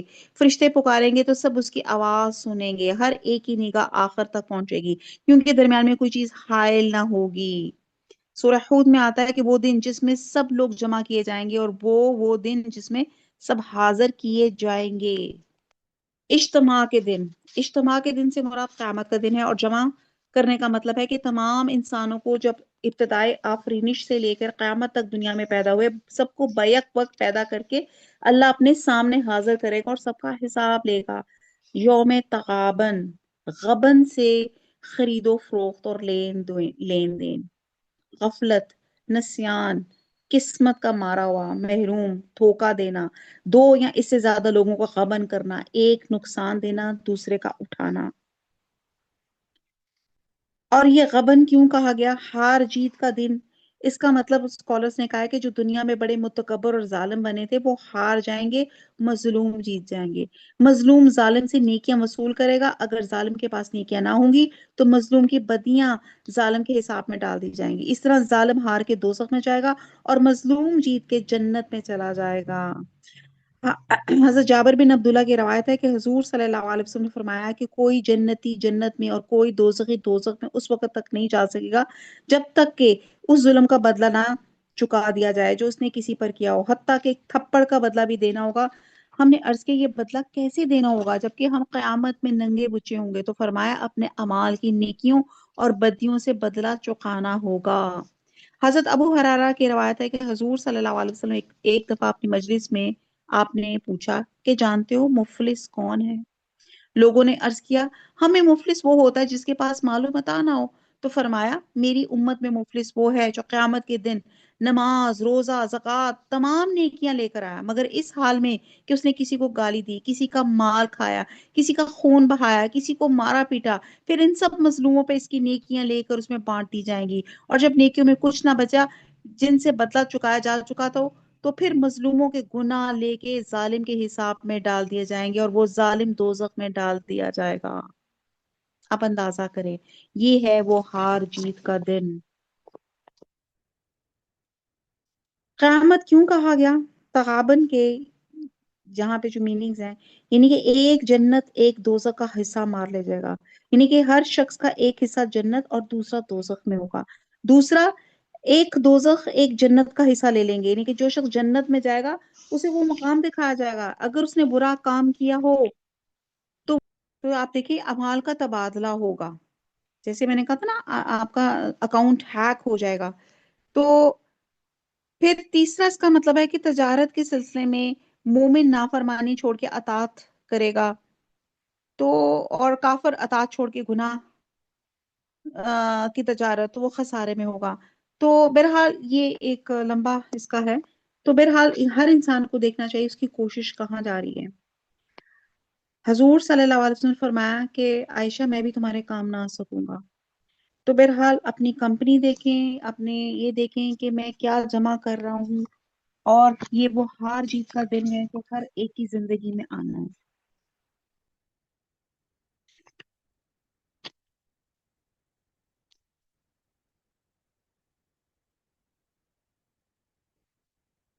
اور جو شخص اللہ پر ایمان لا کے نیک عمل کرے گا، اللہ اس کی برائیاں دور کر دے کے اسے جنتوں میں داخل کرے گا، جن کی نیچے نہر بہ رہی ہوں گی، جن میں ہمیشہ ہمیشہ رہیں گے، یہی بہت بڑی کامیابی ہے۔ آیت نمبر 10، جن لوگوں نے کفر کیا اور ہماری آیتوں کو جھٹلایا وہی سب جہنمی ہیں جو جہنم میں ہمیشہ رہیں گے، بہت برا ٹھکانہ ہے۔ کوئی مصیبت اللہ کی اجازت کے بغیر پہنچ نہیں سکتی۔ جو اللہ پہ ایمان لائے اس کے دل کو ہدایت دیتا ہے۔ اللہ ہر چیز کو خوب جاننے والا ہے۔ لوگوں اللہ کا کہنا مانو اور رسول کا کہنا مانو، اطیعوا اللہ واطیعوا الرسول۔ بس اگر تم اعراض کرو تو ہمارے رسول کے ذمہ صرف صاف صاف پہنچا دینا ہے، یعنی کہ اللہ کا کام رسول کو بھیجنا ہے، رسول کا کام تبلیغ اور لوگوں کا کام تسلیم کرنا ہے۔ آیت نمبر 13، اللہ کے سوا کوئی معبود برحق نہیں اور مومنوں کو اللہ ہی پہ توکل کرنا چاہیے۔ اے ایمان والو، تمہاری بات بیویاں اور بات بچے تمہارے دشمن ہیں، بس ان سے ہوشیار رہنا، اور اگر تم معاف کر دو اور درگزر کر جاؤ اور بخشش دو تو اللہ تعالیٰ بخشنے والا مہربان ہے۔ اس کا سبب نزول یہ بیان کیا جاتا ہے کہ مکہ میں مسلمان ہونے والے بعد مسلمانوں نے مکہ چھوڑ کے مدینہ آنے کا ارادہ کیا، جیسے کہ اس وقت ہجرت کا حکم نہایت تاکید کے ساتھ دیا گیا تھا، لیکن ان کے بیوی بچے آڑے آ گئے، انہوں نے ہجرت نہیں کی۔ بعد میں جب رسول صلی اللہ علیہ وسلم کے پاس آئے تو دیکھا ان میں سے ان کے پہلے آنے والوں نے دین میں بہت سمجھ حاصل کر لی ہے، تو انہیں اپنے بیوی بچوں پہ بڑا غصہ آیا کہ جنہوں نے ہجرت سے روکے رکھا تھا، چنانچہ انہوں نے ان کو سزا دینے کا ارادہ کیا، تو اللہ نے اس میں انہیں معاف کرنے اور درگزر دینے کی تلقین فرمائی۔ اور یہاں پہ بتایا گیا کہ مال اور اولاد جو ہے فتنہ ہے، یعنی کہ اس شخص کے لیے جو مال اور اولاد کی محبت کے مقابلے میں اللہ کی اطاعت کو ترجیح دیتا ہے اور اس کی معصیت سے اجتناب کرتا ہے، تو یہاں اللہ دیکھتا ہے کہ میرا اطاعت گزار کون ہے اور میرا نافرمان کون ہے۔ آیت نمبر 15، تمہاری مال اور اولاد سراسر تمہاری آزمائش ہیں اور بہت بڑا اجر اللہ کے پاس ہے، بس جہاں تک تم سے ہو سکے اللہ سے ڈرتے رہو اور سنتے اور مانتے چلے جاؤ، اللہ کی راہ میں خیرات کرتے رہو جو تمہارے لیے بہتر ہے۔ جو شخص اپنے نفس کی حرص سے محفوظ رکھا جائے وہی کامیاب ہے۔ نفس کی حرص سے اللہ تعالیٰ ہم سب کو نفس کی حرص سے بچا لے۔ آیت نمبر 17، اگر تم اللہ کو اچھا قرض دو گے، یعنی کہ اس کی راہ میں خرچ کرو گے تو اسے تمہارے لیے بڑھاتا جائے گا اور تمہارے گناہ بھی معاف فرمائے گا۔ اللہ بڑا قدردان، بڑا بردبار ہے، وہ پوشیدہ اور ظاہر کا جاننے والا ہے، زبردست حکمت والا ہے۔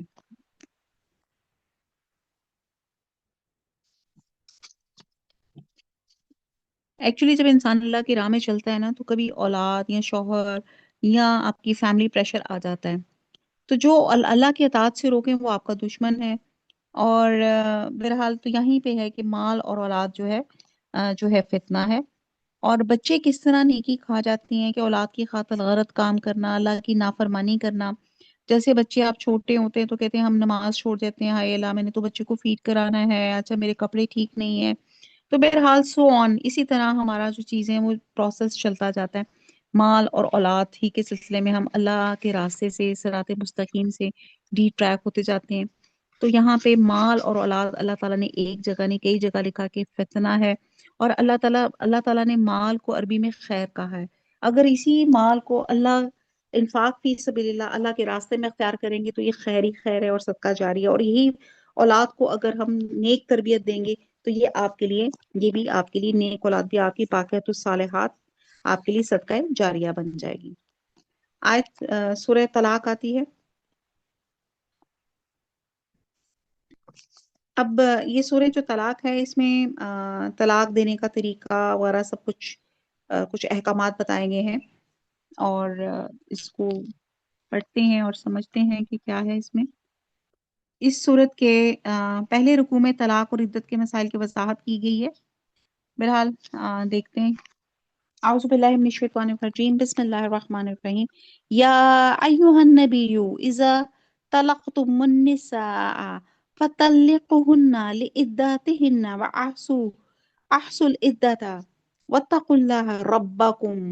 اے نبی اپنی امت سے کہو کہ جب تم اپنی بیویوں کو طلاق دینا چاہو تو ان کی عدت میں انہیں طلاق دو، اور عدت کا حساب رکھو اللہ سے جو تمہارا پروردگار ہے، ڈرتے رہو، نہ تم انہیں ان کے گھروں سے نکالو نہ وہ خود نکلیں۔ ہاں یہ اور بات ہے کہ وہ کھلی برائی کر بیٹھیں، یہ اللہ کی مقرر کردہ حدیں ہیں، جو شخص اللہ کی حدوں سے آگے بڑھ جائے اس نے یقیناً اپنے اوپر ظلم کیا۔ تم نہیں جانتے شاید اس کے بعد اللہ تعالیٰ کوئی نئی بات پیدا کر دے۔ بس جب یہ عورتیں اپنی عدت پوری کرنے کے قریب پہنچ جائیں تو انہیں باقاعدہ انہیں یا تو قاعدے کے مطابق اپنے نکاح میں رہنے دو، یا دستور کے مطابق انہیں الگ کر دو، اور آپس میں دو عادل شخصوں کو گواہ کر لو۔ اللہ کی رضامندی کے لیے ٹھیک ٹھیک گواہی تو یہی ہے وہ جس کی نصیحت اسے کی جاتی ہے، جو اللہ پر اور قیامت کے دن پر ایمان رکھتا ہے، اور جو شخص اللہ سے ڈرتا ہے اللہ اس کے لیے چھٹکارے کی شکل نکال دیتا ہے۔ بہرحال یہاں پہ جو چیز بتائی گئی ہے کہ بہرحال بہت ڈیٹیل ہے۔ ان شاء اللہ تعالیٰ یہ ہماری جو کلاس ہوگی نا ریگولر، اس میں ہم سورہ طلاق سے ہم نے شروع کرنی ہے، تو اس میں بہت ڈیٹیل سے ہم پڑھیں گے۔ آیت نمبر 3، اور اسے ایسی جگہ سے روزی دیتا ہے کہ جس کا اسے گمان بھی نہیں، اور پورا کر کے ہی رہے گا۔ اللہ تعالیٰ ہر چیز کا ایک اندازہ مقرر کر رکھا ہے۔ تمہاری عورتوں میں سے جو عورتیں حیض سے نا امید ہو گئی ہیں، اگر تمہیں شبہ ہو تو ان کی عدت 3 مہینے ہے، اور انہیں بھی اور ان کی بھی جنہیں حیض آنا شروع ہی نہ ہوا ہو، اور حاملہ عورتوں کی عدت ان کا وضع حمل ہے۔ اور جو شخص اللہ تعالیٰ سے ڈرے گا اللہ اس کے ہر کام میں آسانی کر دے گا۔ یہ اللہ کا حکم ہے جو اس نے تمہاری طرف اتارا ہے، اور جو شخص اللہ سے ڈرے گا اللہ اس کے گناہ مٹا دے گا اور اسے بڑا بھاری اجر دے گا۔ تم اپنی طاقت کے مطابق جہاں تم رہتے ہو وہاں ان طلاق والی عورتوں کو رکھو، اور انہیں تنگ کرنے کے لیے تکلیف نہ پہنچاؤ۔ اور اگر وہ حمل سے ہوں تو جب تک بچہ پیدا ہو لے انہیں خرچ دیتے رہا کرو، پھر اگر تمہارے کہنے سے دودھ پلائیں تو تم انہیں ان کی اجرت دے دو، اور باہم مناسب طور پہ مشورہ کر لیا کرو۔ اگر تم آپس میں کشمکش کرو تو اس کے کہنے سے کوئی اور دودھ پلائے گی۔ کشادگی والے کو اپنی کشادگی سے خرچ کرنا چاہیے جس پہ اس کی رزق کی تنگی کی گئی۔ اسے چاہیے کہ جو کچھ اللہ تعالیٰ نے اسے دے رکھا ہے اس میں اسے اپنی حسب حیثیت دے۔ کسی شخص کو اللہ تعالیٰ تکلیف نہیں دیتا مگر اتنی ہی جتنی طاقت اسے دے رکھی ہے۔ اللہ تنگی کے بعد آسانی فراغت بھی کر دے گا۔ یہ اللہ تعالیٰ نے کہا ہے کہ تنگی کے بعد آسان بھی کر دے گا، یعنی کہ جو اللہ پہ اعتماد اور توکل کرتے ہیں اللہ تعالیٰ اس کو آسانی اور کشادگی سے نوازتے ہیں۔ اور بہت سی بستیوں والوں نے اپنے رب کے حکم سے اور اس کے رسولوں سے سرکتابی کی تو ہم نے بھی ان سے سخت حساب کیا اور انہیں عذاب کیا اندیکھا سخت عذاب، پس انہوں نے اپنے کرتوت کا مزہ چکھ لیا اور انجام کار ان کا خسارہ ہی ہوا۔ ان کے لیے اللہ تعالیٰ نے سخت عذاب تیار کر رکھا ہے، پس اللہ سے ڈرو اے عقل مند ایمان والو، یقیناً اللہ تعالیٰ نے تمہاری طرف نصیحت اتار دی ہے، یعنی رسول جو تمہیں اللہ کی صاف صاف احکام پڑھ کر سناتا ہے تاکہ ان لوگوں کو جو ایمان لائیں اور نیک عمل کریں وہ تاریکیوں سے روشنی کی طرف لے آئے۔ اور جو شخص اللہ پر ایمان لائے اور نیک عمل کرے اللہ اسے ایسی جنتوں میں داخل کرے گا جس کے نیچے نہریں جاری ہیں جن میں ہمیشہ ہمیشہ رہیں گے۔ بے شک اللہ نے اسے بہترین روزی دے رکھی ہے۔ اللہ وہ ہے جس نے 7 آسمان بنائے، اسی کے مثل میں زمینیں بھی۔ اس لیے کہا جاتا ہے صحیح مسلم میں ہے کہ جس نے کسی کی ایک بالش زمین بھی ہتھیا لی تو قیامت والے دن اس زمین کا اتنا حصہ 7 زمینوں سے توق بنا کے اس کے گلے میں ڈالا جائے گا، اور کہا جا رہا ہے کہ اس کی 7 زمینوں تک دھنسایا جائے گا۔ اس کا اس کا حکم ان کے درمیان اترتا ہے تاکہ تم جان لو اللہ ہر چیز پہ قادر ہے، اللہ تعالیٰ ہر چیز کو بے اعتبار علم گھیر رکھا ہے۔ سورہ تحریم آ جاتی ہے۔ اعوذ باللہ من الشیطان الرجیم، بسم اللہ الرحمن الرحیم۔ یا ایہا النبی لما تحرم ما احل اللہ لک تبتغی مرضات ازواجک واللہ غفور الرحیم۔ اے نبی جس چیز کو اللہ نے آپ کے لیے حلال کر دیا ہے اسے آپ کیوں حرام کرتے ہیں؟ کیا آپ اپنی بیویوں کی رضامندی حاصل کرنا چاہتے ہیں؟ اللہ بخشنے والا رحم کرنے والا ہے۔ اب اس کی بیک گراؤنڈ کچھ یوں ہے کہ نبی صلی اللہ علیہ وسلم نے کہ حضرت اس کی حدیث سے روایت ہے کہ حضرت عائشہ سے آیا کہ رسول صلی اللہ علیہ وسلم ہر روز عصر کی نماز کے بعد ازواج مطہرات کے ہاں خبر گیری کے لیے تشریف لے جاتے تھے، اور ایک موقع پہ ایسا ہوا کہ آپ حضرت زینب کے ہاں جا کے زیادہ دیر بیٹھنے لگے کیونکہ ان کے ہاں کہیں سے شہد آتا تھا، اور حضور صلی اللہ علیہ وسلم کو شہد بہت پسند تھا، اس لیے آپ ان کے ہاں شہد کا شربت نوش فرماتے تھے۔ حضرت عائشہ کا بیان ہے کہ مجھے اس پہ رشک لاحق ہوا، میں نے حضرت حفصہ، حضرت صفیہ اور حضرت سودا رضی اللہ تعالیٰ عنہ سے مل کر یہ طے کیا کہ ہم میں سے جس کے پاس بھی آپ صلی اللہ علیہ وسلم تشریف لائیں گے وہ آپ صلی اللہ علیہ وسلم سے یہ کہیں گے کہ آپ کے منہ سے مغافیر کی بو آ رہی ہے۔ مغافیر ایک قسم کا پھول ہوتا ہے جس میں کچھ بساند ہوتی ہے، اور اگر شہد کی مکھی اس سے شہد حاصل کر لے تو اس کے اندر بساند کا اثر آ جاتا ہے، اور یہ بات سب کو معلوم تھی۔ حضور صلی اللہ علیہ وسلم نہایت نفاست پسند انسان تھے، اور آپ کو اسے نفرت تھی کہ آپ کے اندر کسی کی طرح کی بھی اسمیل ہو، اس لیے آپ کو حضرت زینب کے ہاں ٹھہرنے سے روکنے کے لیے یہ انہوں نے تدبیر کی، اور یہ کارگر بھی ہوئی۔ اور جب بیویوں نے آپ صلی اللہ علیہ وسلم سے کہا کہ آپ کے منہ سے بو آ رہی ہے تو آپ نے عہد کیا اب یہ شہد استعمال نہیں فرمائیں گے، اور آپ نے فرمایا خدا کی قسم اب میں شہد نہیں پیوں گا۔ اس پہ اللہ تعالیٰ نے آپ کو شفقت سے فرمایا کہ آپ صلی اللہ علیہ وسلم اپنے اوپر سے یہ پابندی ختم کر لیں۔ اور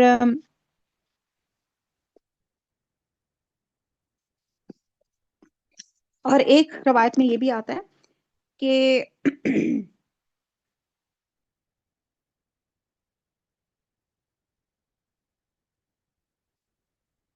کہ ایک مرتبہ آپ حضرت حفصہ کے گھر، یہ حضرت ماریہ کپتی تھی جن سے نبی صلی اللہ علیہ وسلم کے صاحبزادے حضرت ابراہیم پیدا ہوئے تھے، کہتے ہیں ایک مرتبہ ہی حضرت حفصہ کے گھر آئی ہیں جبکہ حضرت حفصہ موجود نہیں تھی، اتفاق سے انہی کے موجودگی میں حضرت حفصہ آ گئیں، انہیں نبی صلی اللہ علیہ وسلم کے ساتھ اپنے گھر میں خلوت میں دیکھنا ناگوار گزرا، جسے نبی صلی اللہ علیہ وسلم نے محسوس فرمایا، جس پر آپ نے حضرت حفصہ کو راضی کرنے کے لیے قسم اٹھائی کہ ماریہ کو اپنے اوپر حرام کر لیا، اور حفصہ کو تاکید کی کہ وہ یہ بات کسی کو نہ بتائیں۔ تو بہرحال یہ ممکن ہے کہ بیک وقت دونوں ہی واقعات اس آیت کے نزول کا سبب ہو۔ تو اس سے یہ بات واضح ہوتی ہے کہ اللہ کے حلال کردہ چیز کو حرام کرنے کا اختیار کسی کے پاس نہیں، حتیٰ کہ رسول صلی اللہ علیہ وسلم کے پاس بھی نہیں ہے۔ چنانچہ حضور صلی اللہ علیہ وسلم نے کفارہ ادا کر کے شہد کا استعمال بھی کیا اور ماریہ کا حق بھی ادا کیا۔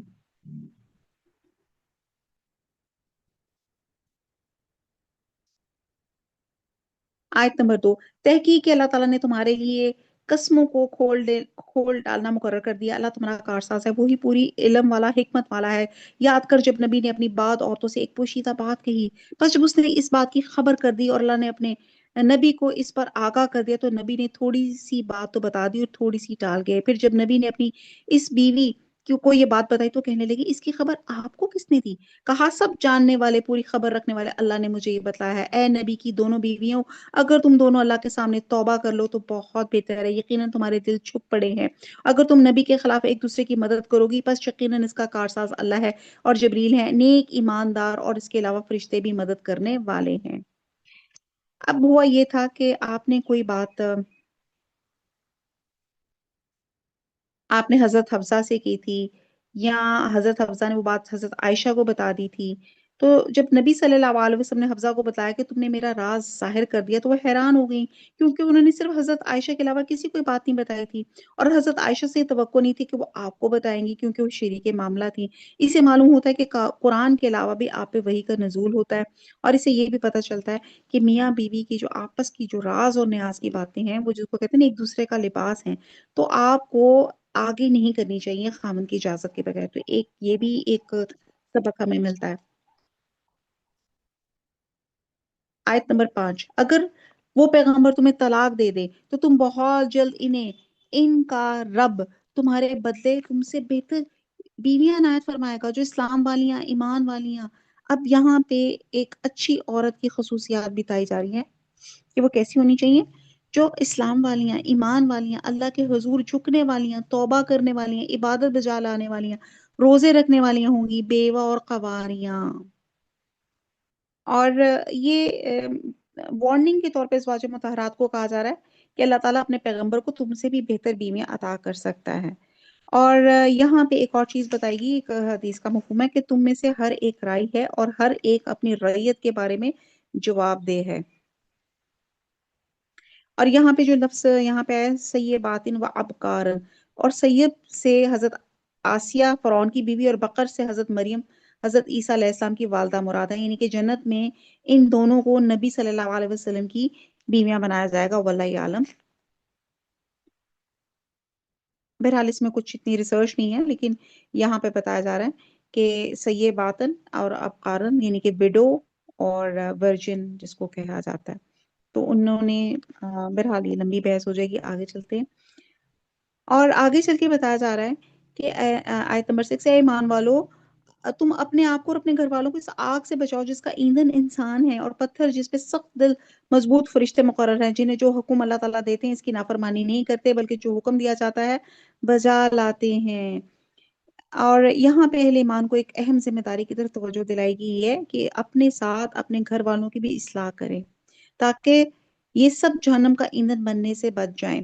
اس لیے رسول صلی اللہ علیہ وسلم نے فرمایا کہ جب بچہ 7 سال کا ہو جائے تو اسے نماز کی تلقین کرو، 10 سال کی عمر میں بچوں کو نماز میں اگر کوتاہی کرتے دیکھو تو سرزنش کرو، اور اسی طرح ان سے روزے رکھوائے جائیں، اور جب شعور کی عمر پہ پہنچے تو انہیں دین حق کا شعور بھی انہیں حاصل ہو چکا ہو، یعنی کہ آہستہ آہستہ گریجولی ان کو دین کا شعور دلاؤ۔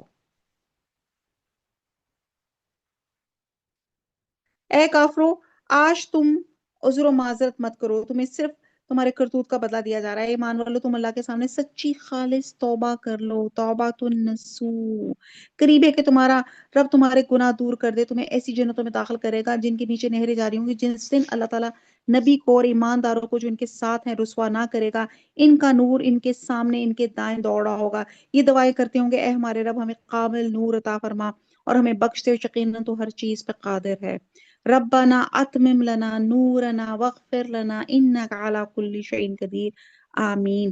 اب یہاں پہ توبۃ النصوح کی بات کی جا رہی ہے، اللہ تعالیٰ میں اور آپ ہم سب اللہ تعالیٰ اس آیت کو وسیلہ بنا کے توبۃ النصوح کرتے ہیں، اور توبۃ النصوح کے لیے جو شرطیں ہیں اس میں سب سے پہلی یہ ہے کہ جس گناہ سے ہم توبہ کر رہے ہیں ہم سب یہ اس چیز کا عہد کریں کہ ہم اسے دوبارہ نہیں کریں گے، اس کو ہم چھوڑ دیں گے۔ دوسرا، اللہ کی بارگاہ میں ندامت کا اظہار کریں، گلٹی فیلنگ لے کر آئیں، آنکھوں میں آنسو لے کر آئیں، اور اس چیز پہ اللہ سے دل ہی دل میں عہد کریں کہ ہم یہ گناہ کا کام دوبارہ نہیں کریں گے، اور آئندہ اسے نہ کرنے کا عزم کریں۔ اور اگر اس میں سے تعلق حقوق العباد کا ہے تو جس کا حق غصب کیا ہے اس کو کمپنسیٹ کریں، جس کے ساتھ زیادتی کی ہے اسے معافی مانگیں۔ محض زبان سے توبہ کر لینے سے توبہ نہیں ہو جاتی۔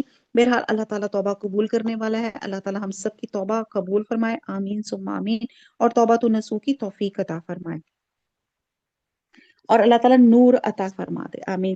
آیت نمبر 9، اے نبی، کافروں اور منافقوں سے جہاد کرو، ان پہ سختی کرو، ان کا ٹھکانہ جہنم ہے، بہت بری جگہ۔ اللہ تعالیٰ نے کافروں کے لیے نوح کی اور لوط کی بیوی کی مثال بیان فرمائی، یہ دونوں ہمارے بندوں میں سے دو شائستہ اور نیک بندوں کے گھروں میں تھی، پھر انہوں نے خیانت کی، پس وہ دونوں نیک بندے ان سے اللہ کے کسی عذاب کو نہ روک سکے، اور حکم دے دیا گیا کہ اے عورتوں، دوزخ میں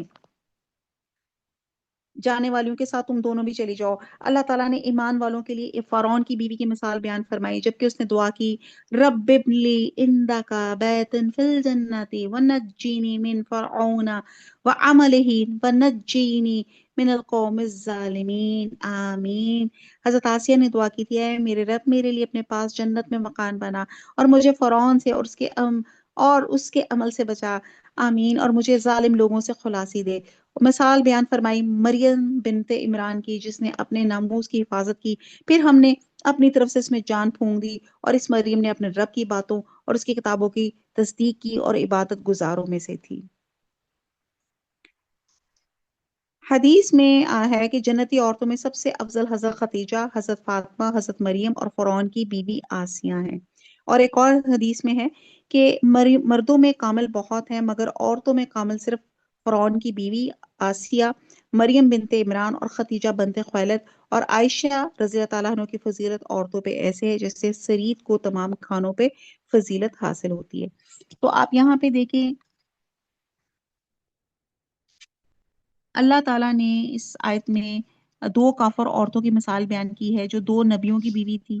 وہ اپنے پیغمبر شوہروں پہ ایمان نہ لائیں، دین کے معاملے میں ان کی مخالفت کی اور کافر قوم کے ساتھ ان کے رابطے تھے. تو حضرت لوط علیہ السلام کی بیوی ان کی مہمانوں کی خبر اپنی کافر قوم کو دیا کرتی تھی، اور حضرت نوح علیہ السلام کی بیوی ایمان لانے والوں کی خبریں قوم کے جباروں کو دیا کرتی تھی. اس کے نتیجے میں دونوں جہنم میں گئیں، اور برگزیدہ پیغمبروں کی زوجیت بھی ان کو عذاب سے نہ بچا سکی. اور اس کو کمپیئر کر کے آیت نمبر 11 میں دو نیک بیویوں کی مثال دی گئی، یعنی کہ یہ مثال فرعون کی بیوی حضرت آسیہ کی ہے. جس وقت حضرت موسیٰ علیہ السلام جادوگروں سے مقابلے میں کامیاب ہو گئے اور جادوگر ایمان لائے تو حضرت آسیہ نے بھی ایمان کا اعلان کر دیا. فرعون نے ان کو بڑی سخت سزا دی. اس وقت اس نیک بیوی نے یہ دعا کی جو اس آیت میں ہے کہ رب ابن لی عندک بیتن فی الجنتی. اللہ نے دنیا میں ہی اس کو جنت میں گھر دکھا دیا اور روح قبض کر لی. اور حضرت مریم کے بارے میں حضور صلی اللہ علیہ وسلم نے فرمایا کہ مردوں میں سے بہت سے لوگ کامل اور مکمل ہوتے ہیں، مگر عورتوں میں صرف آسیہ فرعون کی بیوی اور مریم بنت عمران کامل ہوئی. حضرت مریم نے بے داغ زندگی گزاری. بہرحال انشاءاللہ تعالیٰ اس کو بہت ڈیٹیل سے پڑھیں گے. وما علینا الا البلاغ سبحانک اللہم وبحمدک نشہد لا الہ الا انت نستغفرک ونتوب الیک. والسلام علیکم ورحمۃ اللہ وبرکاتہ.